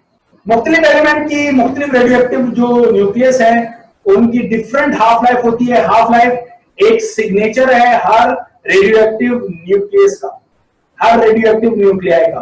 तो हाइड्रोजन की जो हाफ लाइफ है वो हीलियम से या यूरेनियम से या कार्बन से हर एक की हाफ लाइफ दूसरे से क्या होती है, डिफरेंट होती है, राइट? ये अच्छी तरीके से याद रखें। कुछ की हाफ लाइफ दिनों में होती है, कुछ की हाफ लाइफ हजारों साल में होती है। जैसे मिसाल के तौर पर कार्बन 14 है हमारी बॉडी में, तो उसकी मेरा ख्याल है 5,500 साल से ज्यादा उसकी हाफ लाइफ है, 5,500 साल से। इतने हमारे पास रेडियोएक्टिव जो डिके करते हैं, हमारे पास न्यूक्लियस जो है, न्यूक्लियाई जो है, वो तमाम जो है वो कुछ कंजर्वेशन के लॉस को फॉलो करते हैं, राइट? ये अच्छी तरीके से याद रखिएगा। वो कंजर्वेशन के लॉस क्या है वो मैं लिख देता हूं। नहीं सर, ये एक बार दोबारा बता दें। अच्छा, मैं आपसे ये कह रहा था कि जितने रेडियोएक्टिव हमारे पास न्यूक्लियस हैं, जितने भी रेडियोएक्टिव न्यूक्लियस हैं, रेडियोएक्टिव न्यूक्लियाई हैं, जाहिर सी बात है वो डिसइंटीग्रेट होते हैं, पैरेंट से डॉटर में कन्वर्ट होते हैं, तो उस दौरान बहुत सारी चीजें कंजर्व रहती हैं। कंजर्व का मतलब ये है कि कोई चीज इस तरह नहीं खत्म होती कि इक्वेशन अनबैलेंस हो जाए, इक्वेशन बैलेंस रहती है। मिसाल के तौर पे कि जिस तरीके से अभी मैं इक्वेशन लिख रहा था, तो आपने देखा था जब मैंने अल्फा डीके की इक्वेशन लिखी थी तो मैंने ऐसे लिखा था AXZ, और जब मैंने अल्फा पार्टिकल लिखा था 4He2 लिखा, इसको मैंने अल्फा पार्टिकल कहा था। यहां जो मैंने डॉटर न्यूक्लियाई लिखा था वो मैंने कैसे लिखा था, A-4 और Z-2। तो इसका मतलब है यहां का एटॉमिक मास इक्वेशन के राइट हैंड साइड पे और इक्वेशन के लेफ्ट हैंड साइड पे एटॉमिक मास सेम है। इसे हम कहते हैं law of conservation of atomic mass या law of conservation of nucleon number भी कहते हैं। इसे हम कहते हैं नंबर 1। पहला लॉ हमारे पास क्या है? Law of conservation of nucleon number. Nucleon number हमारे पास क्या है? ए।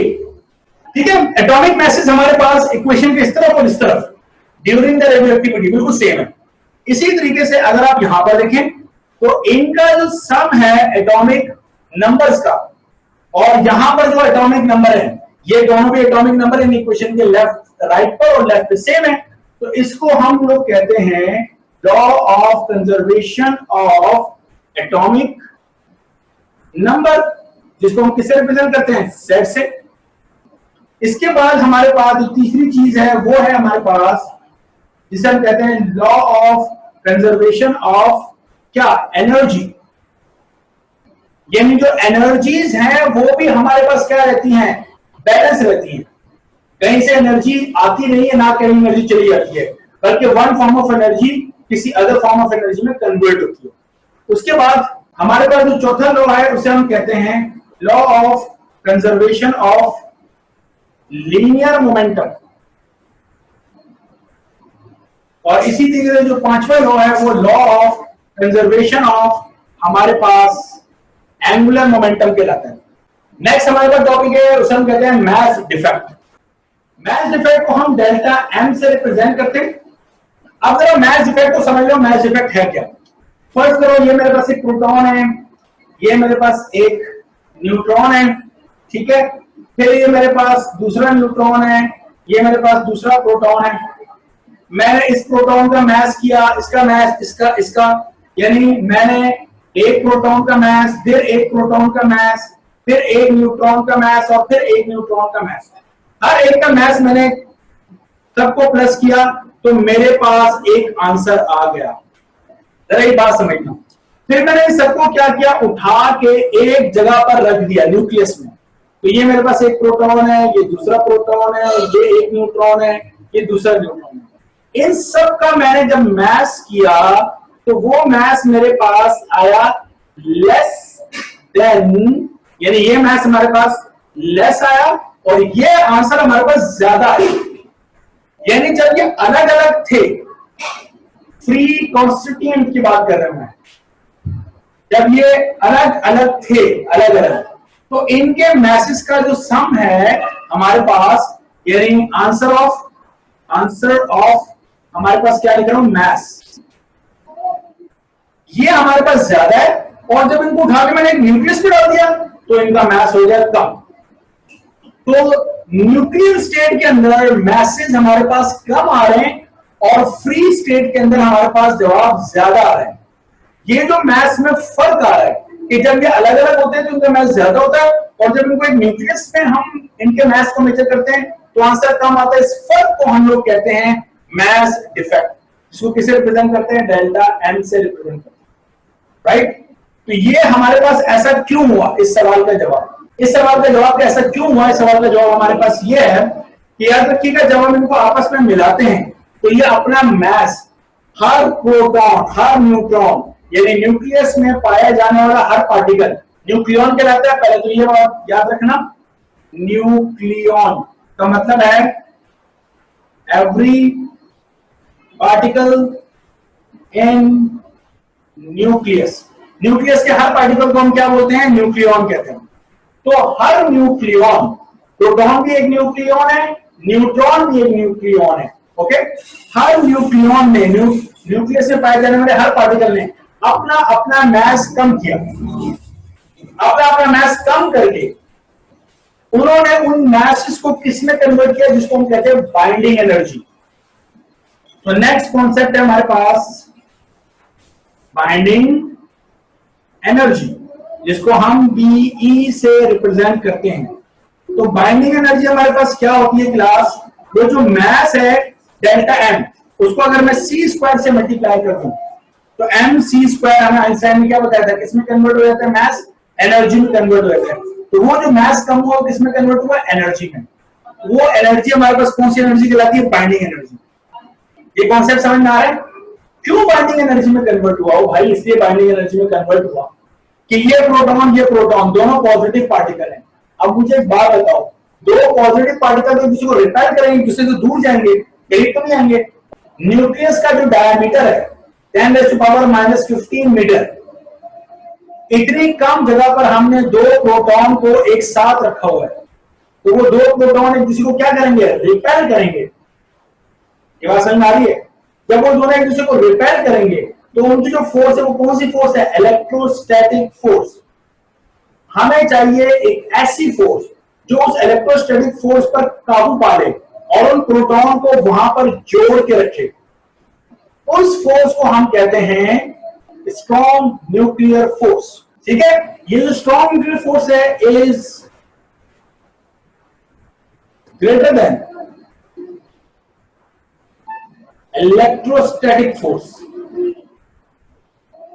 वो जो चार्जेस के दरमियान फोर्स होती है ना इलेक्ट्रोस्टैटिक, उससे ज्यादा ताकतवर है। एंड it has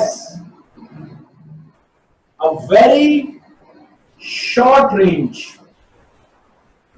और इसकी रेंज बहुत शॉर्ट होती है। आपने देखा है 10⁻⁻13 मीटर से 10⁻⁻15 मीटर, बस इसी रेंज के अंदर ये फोर्स होती है। यानी न्यूक्लियस के अंदर होती है, न्यूक्लियस से बाहर खत्म हो जाती है। ओके, तो ग्रेविटी से ज्यादा इन्फ्लुएंस होती है ये। तो कहने का मतलब ये है कि चूंकि इसकी रेंज बहुत कम है लेकिन है बहुत स्ट्रॉन्ग न्यूक्लियर फोर्स। हमारी यूनिवर्स में 4 फंडामेंटल फोर्सेस हैं, जिसमें से एक कौन सी है, स्ट्रॉन्ग न्यूक्लियर फोर्स है। ओके, एंड ऑल्सो याद रखिएगा it is independent from the charge of nucleus. Nucleus पे कितना चार्ज है उससे इंडिपेंडेंट है। ऐसा नहीं है कि प्रोटॉन ज्यादा होंगे तो स्ट्रॉन्ग न्यूक्लियर फोर्स ज्यादा हो जाएगी, प्रोटॉन कम होंगे तो स्ट्रॉन्ग न्यूक्लियर फोर्स कम हो जाएगी, ऐसा नहीं है। So it is independent from the charge of the nucleus. Nucleus के चार्ज से क्या होती है, इंडिपेंडेंट होती है। ये याद रखिएगा, ठीक है। तो मैंने भी आपको कहा कि हमारी यूनिवर्स में कितनी फंडामेंटल फोर्सेज है, 4 फंडामेंटल फोर्सेज है। पहली हमारे पास कहलाती है ग्रेविटेशनल फोर्स, दूसरी हमारे पास कहलाती है इलेक्ट्रोमैग्नेटिक फोर्स, ठीक है। तीसरी हमारे पास कहलाती है स्ट्रॉन्ग न्यूक्लियर फोर्स, और चौथी हमारे पास कहलाती है weak nuclear force. Gravitational, electromagnetic, strong nuclear force, weak nuclear force, ये 4 फंडामेंटल फोर्सेज है हमारी यूनिवर्स के अंदर। ये अच्छे तरीके से याद रखिएगा, पार्टिकल फिजिक्स का टॉपिक है। डॉक्टर अब्दुल सलाम साहब की जो थ्योरी है वो थ्योरी ये है कि हम एनर्जी देके, क्योंकि जब वक्त के साथ साथ जो एनर्जी कम होती जा रही है, हमारी यूनिवर्स एक्सपेंड कर रही है ना, तो जब हमारी यूनिवर्स बनी थी शुरू में तो उस वक्त तो एक ही फोर्स थी, वही एक फोर्स वक्त के साथ साथ 2 फोर्सेस में, फिर वो 2 फोर्सेस 3 में, और वो 3 फोर्सेस अब हमें क्या नजर आ रहा है, 4 फोर्सेस में डिवाइड हो गई है। तो उन्होंने जो उनकी थ्योरी है ग्रैंड यूनिफिकेशन थ्योरी, तो ग्रैंड यूनिफिकेशन थ्योरी में उन्होंने 2 फोर्सेस को, इलेक्ट्रोमैग्नेटिक को और वीक न्यूक्लियर फोर्स को मिलाकर एक फोर्स बना दिया। तो अब हमारे पास ऐसे कर लो कि 3 फोर्सेस है, ठीक है। ग्रेविटेशनल है हमारे पास, स्ट्रॉन्ग न्यूक्लियर फोर्स है, इलेक्ट्रोमैग्नेटिक और वीक को दोनों को उन्होंने आपस में मिला के कामयाब एक्सपेरिमेंट कर लिया, तो इसे कहते हैं इलेक्ट्रो वीक। तो ये 3 फोर्सेस हमारे पास है। तो वो एक्सपेरिमेंट करना चाह रहे थे, जाहिर सी बात है, जो सर्न लेबोरेटरी वाले हैं, तो एलएचसी वाले, लार्ज हैड्रॉन कोलाइडर वाले जो हैं, जो स्विट्जरलैंड में जो लैब बनी हुई है, दुनिया की सबसे बड़ी जो लैब है, तो वहां पे एक्सपेरिमेंट करना चाह रहे थे, लेकिन बहुत सारे इश्यूज है, बहुत सारी जो है वो ह्यूमन राइट्स की जो तंजीमें उन्होंने मना कर दिया, और बहुत प्रेशर था, उन्होंने एक्सपेरिमेंट नहीं किया। वो इन 3 फोर्सेस को 2 फोर्सेस बनाना चाह रहे थे, लेकिन इसके लिए जो एनर्जी थी उससे जाहिर सी बात है पूरी दुनिया में जो है ना वो अनस्टेबिलिटी आ सकती थी। ये बहुत ही बड़ा एक फ्यूजन टाइप रिएक्शन होता है, तो परफॉर्म नहीं हुआ। But experimentally and mathematically we are up to the point कि ये फोर्सेस मिलाई जा सकती हैं। ओके, तो 4 फंडामेंटल फोर्सेस हैं। जब भी कोई पूछे कितनी फंडामेंटल फोर्सेस हमारी यूनिवर्स में, 4, gravitational, electromagnetic, strong nuclear, weak nuclear force, weak nuclear force. और इस इलेक्ट्रोमैग्नेटिक और वीक को मिला के इलेक्ट्रोवीक का नाम है। मैस डिफेक्ट वाली बात समझ में आ गई होगी, और ये बाइंडिंग एनर्जी वाली। तो मैस डिफेक्ट क्या है कि प्रोटॉन न्यूट्रॉन अलग अलग हो तो उनके मैसेज को जमा करो तो ज्यादा आता है, लेकिन उनको न्यूक्लियस में लाकर रख दो तो उनका मैस कम हो जाता है। तो वो अपना मैस कम करके किसमें कन्वर्ट करते हैं, बाइंडिंग एनर्जी में। उस बाइंडिंग एनर्जी के जरिए वो जो प्रोटॉन की इलेक्ट्रोस्टैटिक रिपल्जन की फोर्स उस पर काबू पाते हैं।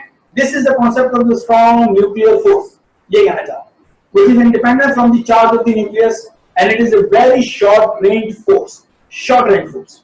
ओके, तो अच्छा, अब बाइंडिंग एनर्जी की किस्म और है जिसे हम कहते हैं packing fraction. Packing fraction, PF, packing fraction. ये हमारे पास क्या होता है, पीएफ पैकिंग फ्रैक्शन क्या होता है, इसे हम कहते हैं बाइंडिंग एनर्जी पर न्यूक्लियॉन। तो पैकिंग फ्रैक्शन को हम ऐसे भी कहते हैं कि बाइंडिंग एनर्जी को हम डिवाइड कर देते हैं किससे, एटॉमिक मास से। यानी मैं ये कहूं कि जो पूरा न्यूक्लियस है, वो पूरा न्यूक्लियस ने अपना मास इतना कम कर लिया, बजाय मैं ये बात करने की मैं आप ये बात कर रहा हूं कि उस न्यूक्लियस में एक प्रोटॉन ने अपना मास इतना कम किया, दूसरे प्रोटॉन ने इतना कम किया, तीसरे प्रोटॉन ने इतना कम किया, इस एक न्यूट्रॉन ने इतना कम किया, दूसरे न्यूट्रॉन ने इतना कम किया। तो न्यूक्लियस में पाया जाने वाला हर पार्टिकल कितना कितना अपना मास कम कर रहा है, हर पार्टिकल कितना मास कम कर रहा है। पैकिंग फ्रैक्शन, बाइंडिंग एनर्जी पर न्यूक्लियॉन, हर न्यूक्लियॉन के हिसाब से बाइंडिंग एनर्जी। तो हर न्यूक्लियॉन, हर पार्टिकल जो न्यूक्लियस से पाया जा रहा है वो अपना मास कम करके उसको एनर्जी में कन्वर्ट कर रहा है, वो कहलाता है पैकिंग फ्रैक्शन। और ओवरऑल पूरे न्यूक्लियस की जो मास डिफेक्ट है उससे हम जो एनर्जी निकालते हैं उसको बाइंडिंग एनर्जी होगा, न्यूक्लियस सब कहते हैं। ठीक है, अच्छा, पैकिंग फ्रैक्शन बहुत अहम चीज है। पैकिंग फ्रैक्शन हमें जाहिर सी बात है ये बात बताता है कोई न्यूक्लियस कितना स्टेबल है, ये हमें कौन बताता है, ये हमें बताता है पैकिंग फ्रैक्शन, राइट। और हमारे पास पैकिंग फ्रैक्शन का जो ग्राफ है जो हम बनाते हैं, यानी अगर हम यहाँ पे एटॉमिक नंबर ले लें और यहाँ पर अगर हम पैकिंग फ्रैक्शन की वैल्यू लें तो ये ग्राफ कुछ ऐसे जाता है, ऐसे, और फिर ये कम होना शुरू हो जाता है। यहाँ पर कुछ इसके अंदर इस तरीके से भी है ग्राफ्स के अंदर, तो कुछ कम भी हो रहा है, ठीक है, और फिर ये एक मैक्सिमम वैल्यू पे जाता है, उसके बाद कम होना शुरू होता है। तो जैसे जैसे एटॉमिक नंबर हम बढ़ा रहे हैं पैकिंग फ्रैक्शन की वैल्यू बढ़ रही है, लेकिन एक जगह जाके ये मैक्स होती है तकरीबन किसमें, 60 पे ये मैक्स हो जाती है, और उसके बाद ये डिक्रीज होना शुरू हो जाती है, राइट। तो ये 60 के आसपास जो एलिमेंट है वो कौन से हमारे पास है, वो है हमारे पास आयरन है, निकल है, कोबाल्ट है। तो ये जो हमारे पास एलिमेंट है आयरन, निकल, कोबाल्ट, इनकी जो पैकिंग फ्रैक्शन है बहुत ज्यादा है। आयरन की तो मेरा ख्याल है 8.8 मेगा इलेक्ट्रॉन वोल्ट है हमारे पास। अगर आप हाइड्रोजन की देखें, हाइड्रोजन की जो पैकिंग फ्रैक्शन है वो 1.12 मेगा इलेक्ट्रॉन वोल्ट है, जबकि जो हीलियम है उसकी मेरे पास है 7 point something mega electron volt बनती है, 7.3 है मेरा ख्याल है। लेकिन मैं कहना चाह रहा हूं कि हाइड्रोजन से हीलियम की तरफ हम जा रहे हैं तो इतनी ज्यादा पैकिंग फ्रैक्शन है, और यहीं से हमारे पास कॉन्सेप्ट आता है किसका, जिसको हम कहते हैं न्यूक्लियर फ्यूजन रिएक्शन। फ्यूजन के फ्यूजन में ज्यादा एनर्जी होती है कि जब लाइटर न्यूक्लियाई मिलकर हैवी न्यूक्लियस बनाते हैं तो उनकी पैकिंग फ्रैक्शन इतनी ज्यादा हो जाती है, तो उस हैवी न्यूक्लियस को अगर आप ब्रेक करते हैं या हैवी न्यूक्लियस बनाते हैं तो आपको बहुत ट्रेमेंडस अमाउंट ऑफ एनर्जी मिलेगी। ये मेरी बात समझ आ रही है। तो बात हमारी जमीन का जो कोर है वो किसका बना हुआ है, आयरन का बना हुआ है। तो अल्लाह ताला ने हमारी जमीन का जो कोर है वो आयरन को बना के मोस्ट यानी स्ट्रॉन्गेस्ट एलिमेंट जिसकी जो पैकिंग फ्रैक्शन है वो सबसे ज्यादा आयरन की, उससे अल्लाह ताला ने हमारी जमीन का कोर बनाया है। तो मोस्ट स्टेबल एलिमेंट से बनाया हुआ, राइट। ये बात अच्छी तरीके से याद रखिएगा, इसलिए लोहे का जिक्र भी कुरान के अंदर है जिसको रिसर्च बहरहाल होनी चाहिए। तो ये सारी बात थी जिसको मैंने किसके बारे में बताया आपको, पैकिंग फ्रैक्शन के बारे में आपको बताया। तो पैकिंग फ्रैक्शन याद रखिएगा, पहले एटॉमिक नंबर बढ़ाने से बढ़ रही है, उसके बाद फिर कम हो रही है। तो ये इसका जो ट्रेंड है ये आपको समझ में आना चाहिए। अच्छा जनाब, इसके बाद हमारे पास जो है न्यूक्लियर रिएक्शंस है हमारे पास। न्यूक्लियर रिएक्शंस, तो न्यूक्लियर रिएक्शन हमारे पास बेसिकली क्या चीज है कि जो आर्टिफिशियल हमने रेडियो एक्टिविटी के प्रोसेस कराने शुरू किए, किसी पेरेंट न्यूक्लियाई को डॉटर न्यूक्लियाई में कन्वर्ट किया, ये हमारे पास कहलाते हैं न्यूक्लियर रिएक्शंस। कुछ तो हमारे पास नेचुरल होते हैं कि पेरेंट न्यूक्लियाई डॉटर में कन्वर्ट हो रहे हैं, लेकिन कुछ हमने आर्टिफिशियल भी करवाया आइसोटोप्स की मदद से। तो ये हमारे पास किसकी डेफिनेशन है? न्यूक्लियर रिएक्शन की डेफिनेशन। किसी न्यूक्लियर, जो सबसे पहला न्यूक्लियर रिएक्शन है जो करवाया, जो कि मैंने बोहर में किया था 1919 के अंदर, ठीक है। और जाहिर सी बात है यहां से फिर बेस बननी शुरू हुई थी एटम बम की, जो एटॉमिक बॉम्ब है उसकी बेस पे बन गई थी यहां से। और बहुत ही वो साइंटिस्ट था जिसने आइंस्टाइन और बाकी लोगों को, फर्मी वगैरह को अपने साथ मिलाया और फिर इन लोगों ने जो है वो पहला सक्सेसफुल एटॉमिक एक्सप्लोजन किया था, राइट। तो न्यूक्लियर रिएक्शन हमारे पास, जो पहला हमारे पास न्यूक्लियर रिएक्शन है वो हमारे पास है जो आइसोटोप है हमारे पास किसका? नाइट्रोजन का। नाइट्रोजन हमारे पास है, उसके साथ हमने प्लस किया एक अल्फा पार्टिकल को, ये हमारे पास अल्फा पार्टिकल है, जिसके नतीजे में हमारे पास एक 1H1, इसको हम कहते हैं प्रोटॉन। इसे हम क्या बोलते हैं? प्रोटॉन। क्यों? क्योंकि प्रोटॉन का अगर मैं चार्ज लिखूंगा तो चार्ज होता है 1, और मास लिखूंगा यानी ये एटॉमिक मास है ना A, ये क्या होता है? Sum of proton neutron. Neutron तो 0 है, प्रोटॉन 1 है, तो 1 + 0 1, ठीक है। इसी तरीके से ये मेरे पास Z है, और Z क्या होता है? प्रोटॉन होता है, तो प्रोटॉन तो खुद एक ही है, तो एक लिखा जाएगा। तो 1H1 हमेशा किसको रिप्रेजेंट करता है? प्रोटॉन को। ओके क्लास, तो 1H1 हमारे पास क्या बन गया? प्रोटॉन बन गया। और यहाँ पे जो ऑक्सीजन का आइसोटोप हमारे पास बन रहा है वो ये बन गया। ये हमारे पास पहला न्यूक्लियर रिएक्शन था जो कि हजरत अल्लामा बहुत सामने करवाया था। इसकी जो सिंप्लीफाइड तो नहीं कहना चाहिए, इसकी जो इक्वेशन को लिखने का तरीका है वो कुछ ऐसे, या हम ऐसे लिखते हैं, और ये हमारे पास आ गया प्रोडक्ट, ये आ गया रिएक्टेंट। यहां कॉमा लगाइए, रिएक्टेंट के साथ क्या चीज पार्टिसिपेट कर रही है? हीलियम अल्फा पार्टिकल पार्टिसिपेट कर रहा है, इसको लिखो अल्फा। और यहां प्रोडक्ट में कौन सी चीज हमारे पास बन के आ रही है? प्रोटॉन। तो इस तरीके से ये इक्वेशन हमारे पास लिखी जाती है, इसे हम कहते हैं nuclear reaction. Okay, this is called nuclear reaction. अब न्यूक्लियर रिएक्शन हमारे पास 3 किस्म के न्यूक्लियर रिएक्शन है। जो न्यूक्लियर रिएक्शन की जो टाइप है वो बेसिकली इस बात पर बनाई गई है कि कोई भी न्यूक्लियर रिएक्शन स्टार्ट कौन करता है। मिसाल के तौर पर एक न्यूक्लियर रिएक्शन है, उसको प्रोटॉन स्टार्ट कर रहा है, तो उसे हम बोलेंगे प्रोटॉन इंड्यूस रिएक्शन। एक ऐसा न्यूक्लियर रिएक्शन जिसको ड्यूट्रॉन स्टार्ट कर रहा है उसे हम कहेंगे ड्यूट्रॉन इंड्यूस रिएक्शन। एक ऐसा न्यूक्लियर रिएक्शन जिसको एनर्जी स्टार्ट कर रही है उसे हम कहेंगे gamma induce reaction. Gamma is energy, right. तो ये 3 हमारे पास टाइप हैं। एक को हम कहते हैं प्रोटॉन इंड्यूस रिएक्शन, दूसरे को हम कहते हैं ड्यूट्रॉन इंड्यूस रिएक्शन, और तीसरे को हम कहते हैं गैमा इंड्यूस रिएक्शन। तो इंड्यूस रिएक्शन का मतलब है जो स्टार्ट कर रहा है। कौन इंड्यूस कर रहा है, कौन स्टार्ट कर रहा है? Proton, deuteron, gamma. और प्रोटॉन इंड्यूस में रिएक्टेंट पे, जिस तरह ये प्रोसेस किसने स्टार्ट किया? अल्फा ने, तो इसको हम कहेंगे अल्फा इंड्यूस रिएक्शन। क्योंकि इसमें रिएक्टेंट के पास कौन सी चीज है? अल्फा पार्टिकल है, तो ये अल्फा इंड्यूस रिएक्शन कहलाएगा, राइट। बार ये 3 टाइप है हमारे पास किसकी?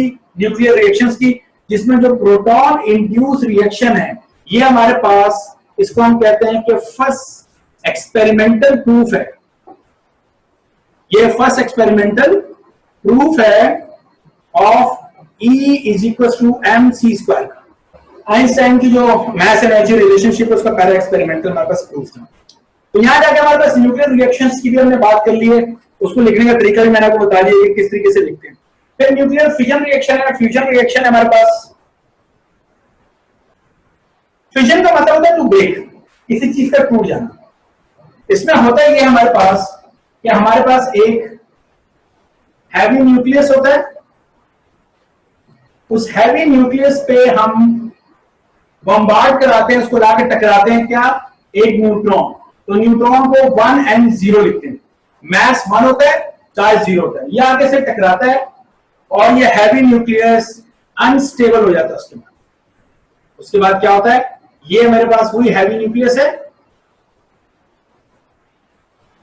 ये स्टैटिक बना रहा हूं, अनस्टेबल होता है।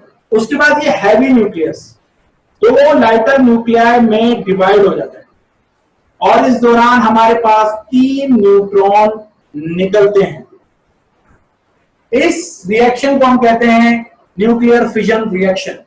ठीक है, ये जो मैंने लिखा हुआ है ये स्पेसिफिकली मैंने यूरेनियम का लिखा हुआ है कि जब हम 1 and 0 को प्लस किसके साथ स्ट्राइक कराते हैं, यूरेनियम 235 के साथ या 238 के साथ कह रहे हैं, 238 के साथ, तो ये यूरेनियम 239 में कन्वर्ट हो जाता है हमारे पास। उसके बाद ये हमारे पास बेरियम प्लस क्रिप्टॉन के अंदर डिवाइड होता है और उसके बाद हमारे पास प्लस 3 न्यूट्रॉन हमारे पास बनते हैं और बहुत सारी एनर्जी रिलीज होती है। ये जो एनर्जी है इसको हम कहते हैं क्यू वैल्यू। किसी भी न्यूक्लियर रिएक्शन में जो एनर्जी रिलीज होती है उसे हम क्या बोलते हैं, क्यू वैल्यू कहते हैं। ये जो क्यू वैल्यू है ये 2 टाइप की होती है, याद रखिएगा। एक हमारे पास होती है पॉजिटिव क्यू वैल्यू, एक हमारे पास होती है negative Q value. Positive Q value का मतलब है कि हमारा जो प्रोसेस है वो एक्सोथर्मिक है। एक्सोथर्मिक का मतलब है हीट हमें मिलेगी, एनर्जी हमें मिलेगी। और नेगेटिव क्यू वैल्यू का मतलब है कि ये प्रोसेस कौन सा है, एंडोथर्मिक है, यानी एनर्जी या हीट हम देंगे। तो हम जब देते हैं तो एंडोथर्मिक, और जब हमें मिलती है, ठीक है, रिएक्शन हमें देता है तो एक्सोथर्मिक, और जब हम रिएक्शन को देते हैं तो एंडोथर्मिक। ये क्यू वैल्यू। तो किसी हैवी न्यूक्लियस का लाइटर न्यूक्लियाई के अंदर डिवाइड हो जाना, बेरियम क्रिप्टॉन के अंदर, और न्यूट्रॉन का निकलना और क्यू वैल्यूज का निकलना, एनर्जी का निकलना, ये हमारे पास कहलाता है न्यूक्लियर फिजन रिएक्शन। अच्छा, फ्यूजन का मतलब क्या होता है हमारे पास, फ्यूज करना। कहने का मतलब ये है कि जब 2 लाइटर न्यूक्लियाई को हम मिलाएं, 2 या 2 से ज्यादा भी हो सकते हैं, तो हम कहते हैं कि 2 या 2 से ज्यादा लाइटर न्यूक्लियाई को हम मिलाएं और एक हैवी न्यूक्लियस बन जाए। इस प्रोसेस को हम कहते हैं न्यूक्लियर फ्यूजन। ठीक है, तो सपोज करें कि एक लाइटर न्यूक्लियाई ये है, दूसरा लाइटर न्यूक्लियाई ये है, इन दोनों लाइटर न्यूक्लियाई को हमने मिलाया और हमारे पास ये एक हैवी न्यूक्लियस बन गया। इस प्रोसेस को हम कहते हैं न्यूक्लियर फ्यूजन। अब अगर सपोज कर लें ये हमारे पास हाइड्रोजन है, ये भी हमारे पास हाइड्रोजन है, और ये हमारे पास क्या बन गया, हीलियम बन गया। तो इस तरीके से इस प्रोसेस को समझा जा सकता है। अब मैंने कल आपको बताया था जो हमारे पास बाइंडिंग एनर्जी है हाइड्रोजन की, वो हमारे पास है तकरीबन 1 पॉइंट समथिंग है, शायद 1.12 मेगा इलेक्ट्रॉन वोल्ट है, और जो हीलियम की है वो तकरीबन है 7.07 मेगा इलेक्ट्रॉन वोल्ट। तो आप देख सकते हैं हाइड्रोजन से हीलियम की तरफ कितना बड़ा चेंज है। देखिए 7.07 मेगा इलेक्ट्रॉन और कहा 1.12 मेगा इलेक्ट्रॉन वोल्ट। तो ये हमें सजेस्ट कर रहा है कि अगर हम किसी लाइटर न्यूक्लियाई को मिलाकर एक हैवी न्यूक्लियाई बनाते हैं, so we can have greater amount of the energy, हमारे पास ज्यादा एनर्जी आएगी क्योंकि इसकी जो हमारे पास बाइंडिंग एनर्जी वो अच्छी खासी ज्यादा होगी। तो ये प्रोसेस है जिसे हम न्यूक्लियर फ्यूजन कहते हैं, और मेरा ख्याल है बस इसको हमें इतना ही याद रखना चाहिए, इससे ज्यादा के चक्कर में नहीं पड़ना चाहिए। इससे ज्यादा ये कि सूरज के ऊपर कौन सा रिएक्शन हो रहा है, फिजन फ्यूजन दोनों रिएक्शन हो रहे हैं, राइट। इसको carbon cycle, carbon nitrogen cycle भी कहते हैं और कार्बन साइकिल भी कहते हैं हम लोग इसको। तो ये हमारे पास वहां पर क्या हो रहा है, वहां पर एक हीलियम जो है वो ब्रेकअप होके 2 हाइड्रोजन में डिवाइड हो रहा है, इसे कहते हैं फिशन। हैवी न्यूक्लियस का लाइटर न्यूक्लियाई में डिवाइड होता है, और फिर वहां पे जो ट्रेमेंडस अमाउंट ऑफ द एनर्जी है, उस एनर्जी की वजह से लाइटर न्यूक्लियाई मिलकर हैवी न्यूक्लियस बनाते हैं। तो ये प्रोसेस चलता रहता है, फिजन फ्यूजन दोनों चलते रहते हैं on the surface of the sun, right. इसी वजह से जो है वहां पर इतनी ज्यादा अमाउंट की हीट प्रोड्यूस हो रही है, एनर्जी प्रोड्यूस हो रही है। ओके, तो this is known as nuclear fission. अच्छा, इसके बाद हमारे पास एक चीज जिसे हम कहते हैं न्यूक्लियर रिएक्टर्स। देखिए न्यूक्लियर रिएक्टर हम किसे कहते हैं, हम कहते हैं एक कंट्रोल्ड चेन रिएक्शन। एक ऐसा चेन रिएक्शन जो कि कंट्रोल्ड होता है उसे हम कहते हैं न्यूक्लियर रिएक्टर, और एक ऐसा चेन रिएक्शन जो कि अनकंट्रोल्ड होता है उसे हम कहते हैं एटॉमिक बॉम्ब। अगर मैं डेफिनेशन लिखूं एटॉमिक बॉम्ब की, तो फिर मुझे क्या लिखना चाहिए, अनकंट्रोल्ड।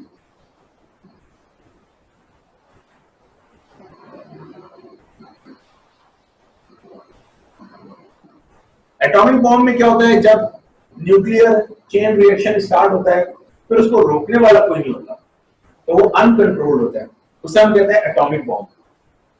जबकि जो न्यूक्लियर रिएक्टर है हमारे पास, उसमें जो हमारे पास चेन रिएक्शन है वो कंट्रोल होता है।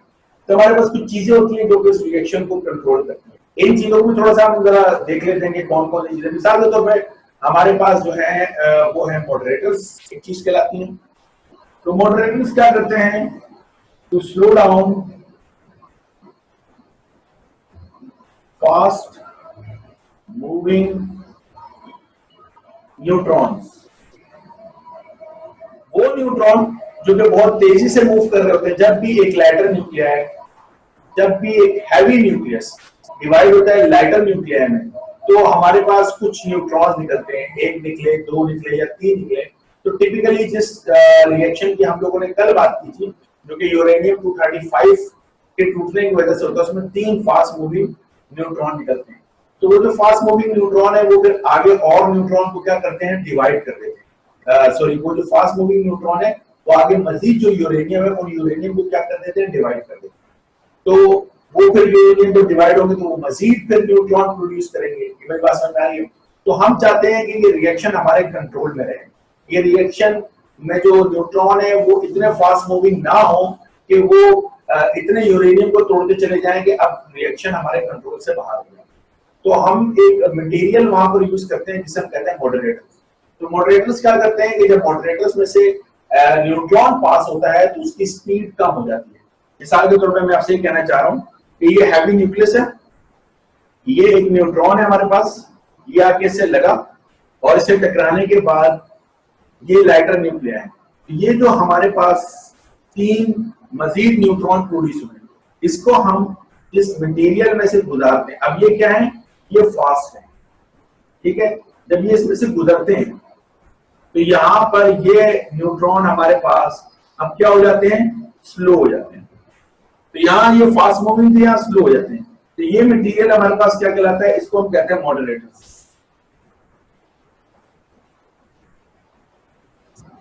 ठीक है, इन्हें हम क्या कहते हैं, मॉडरेटर्स कहते हैं। अब मॉडरेटर्स मटेरियल हमारे पास जो है वो लाइट वाटर है हमारे पास,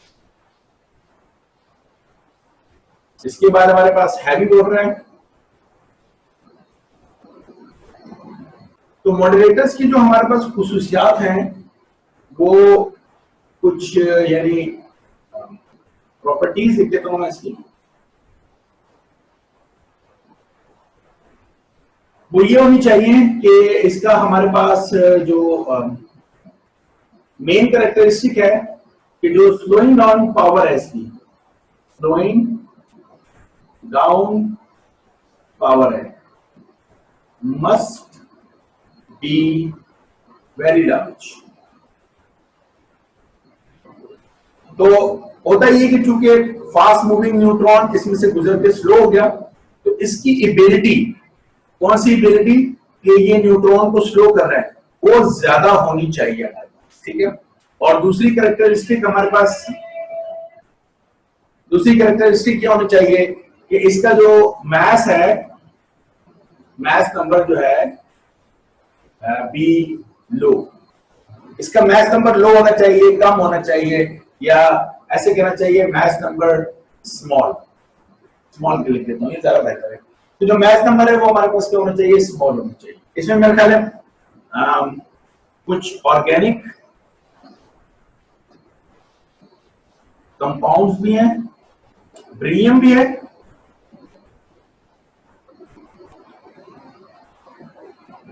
ग्रेफाइट भी है हमारे पास। ये मैं आपसे कह रहा था कि बस ये इसके बाद जो है ना एक लंबी लाइन लग जाती। तो बहरहाल लाइट वाटर, हैवी वाटर और ग्रेफाइट, यस, ये 3 लाजमी याद होने चाहिए, ये 3 लाजमी याद होने चाहिए। फिर हमारे पास होती है कंट्रोल रॉड्स। अच्छा, कंट्रोल रॉड्स हमारे पास क्या होती हैं, मिसाल के तौर पर रिएक्शन हमारे कंट्रोल से बाहर होता जा रहा है, कुछ प्रॉब्लम हो गई है, बहुत ज्यादा हीट हो गई, तो अब हमें उस रिएक्शन को, उसमें जो फास्ट मूविंग न्यूट्रॉन है उसको हमने एब्जॉर्ब करना है, क्योंकि रिएक्शन को चला कौन रहा है, रिएक्शन को चला रहे हैं यही फास्ट मूविंग न्यूट्रॉन्स। तो मॉडरेटर तो हमने इस्तेमाल किए, उनको स्लो डाउन कर दे ताकि रिएक्शन की स्पीड हमारे कंट्रोल में रहे। लेकिन somehow जो स्पीड है वो इतनी तेज हो गई या इतनी ज्यादा हीट प्रोड्यूस हो गई कि अब हमारे कंट्रोल से बाहर हो रहा है। तो उस रूम के अंदर कंट्रोल रॉड होती है, वो कंट्रोल रॉड इंसर्ट कर देते हैं। वो कंट्रोल रॉड क्या करती है, जब न्यूट्रॉन से टकराता है तो वो न्यूट्रॉन को एब्जॉर्ब कर लेते हैं। तो न्यूट्रॉन को एब्जॉर्ब कर लेते हैं, उन्हें हम कहते हैं कंट्रोल रॉड्स। ठीक है, ये हमारे पास जो कंट्रोल रॉड्स हैं, ये हमारे पास जो बेस्ट है वो कैडमियम है।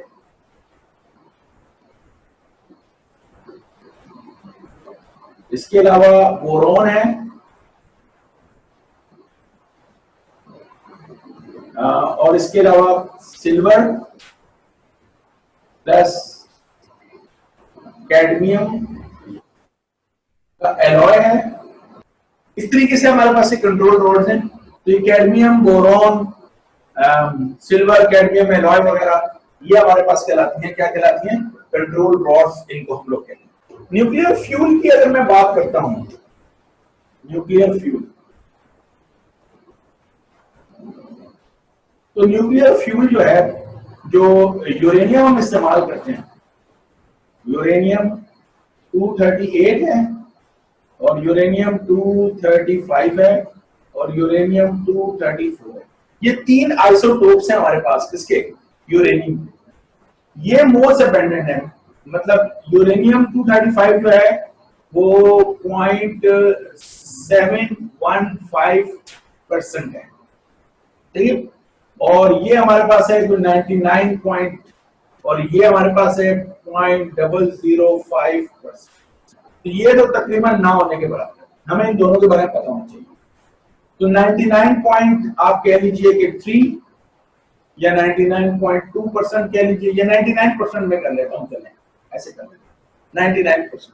तो 99% जो अवेलेबल है वो तो यूरेनियम 238 है मेरे पास, ये रहा यूरेनियम 238, और जो हम लोग फ्यूल इस्तेमाल करते हैं वो यूरेनियम 235। ठीक है, ये जो यूरेनियम है हमारे पास, ये है हमारे पास न्यूक्लियर फ्यूल है। इस न्यूक्लियर जो फ्यूल है हमारे पास, इस न्यूक्लियर फ्यूल की आप देख रहे हैं परसेंटेज कितनी कम है। तो एक प्रोसेस होता है, उस प्रोसेस के जरिए हम क्या करते हैं कि यूरेनियम 238 में यूरेनियम 235 की जो परसेंटेज है उसको बढ़ाते हैं। अब आप बोलेंगे परसेंटेज कैसे बढ़ाएंगे, तो आपने देखा होगा एक डिवाइस होती है जिसे हम कहते हैं सेंट्रीफ्यूज, ये डॉक्टर लोग इस्तेमाल करते हैं। ब्लड में से भी जो कहते हैं ना, एक बोतल खून 3 इंसानों की जान बचाती है, तो ब्लड में से जो है वो red blood cell, white blood cell, plasma वगैरह सब जो चीजें निकाल लेते हैं, वो एक सेंट्रीफ्यूज मशीन होती है, उसमें रख के उसको रिवॉल्व करते हैं, और हर जो पार्टिकल होता है वो अपने मास के हिसाब से, अपनी डेंसिटी के हिसाब से अलग होता जाता है, और उसको आप कलेक्ट कर लेते हैं।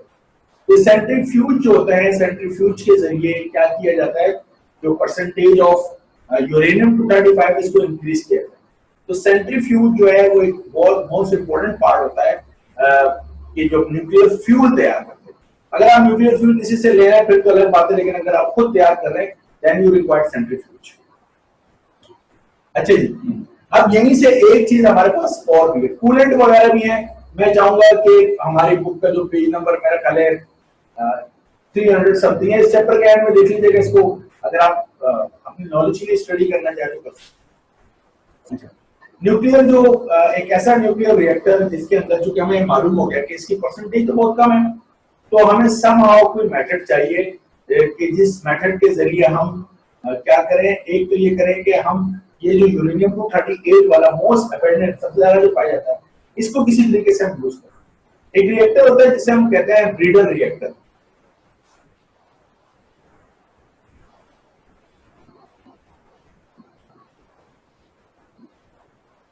अब ब्रीडर का वही मतलब है कि हम ब्रीड कर रहे हैं, ठीक है। तो ब्रीडर रिएक्टर में क्या होता है कि हमारे पास ये जो फास्ट मूविंग न्यूट्रॉन होता है, इस फास्ट मूविंग न्यूट्रॉन को हम यूरेनियम 238 के साथ स्ट्राइक कर रहे हैं। अब 235 पे करेगा तो ये इसको तोड़ देगा, लेकिन जब 238 के साथ करता है तो ये इसको जो है इसमें चेंज करता है, प्लूटोनियम में चेंज करता है, और 239 मेरा ख्याल है इसका हमारे पास है, और 94 कुछ इस तरीके से ब्रीड करते हैं।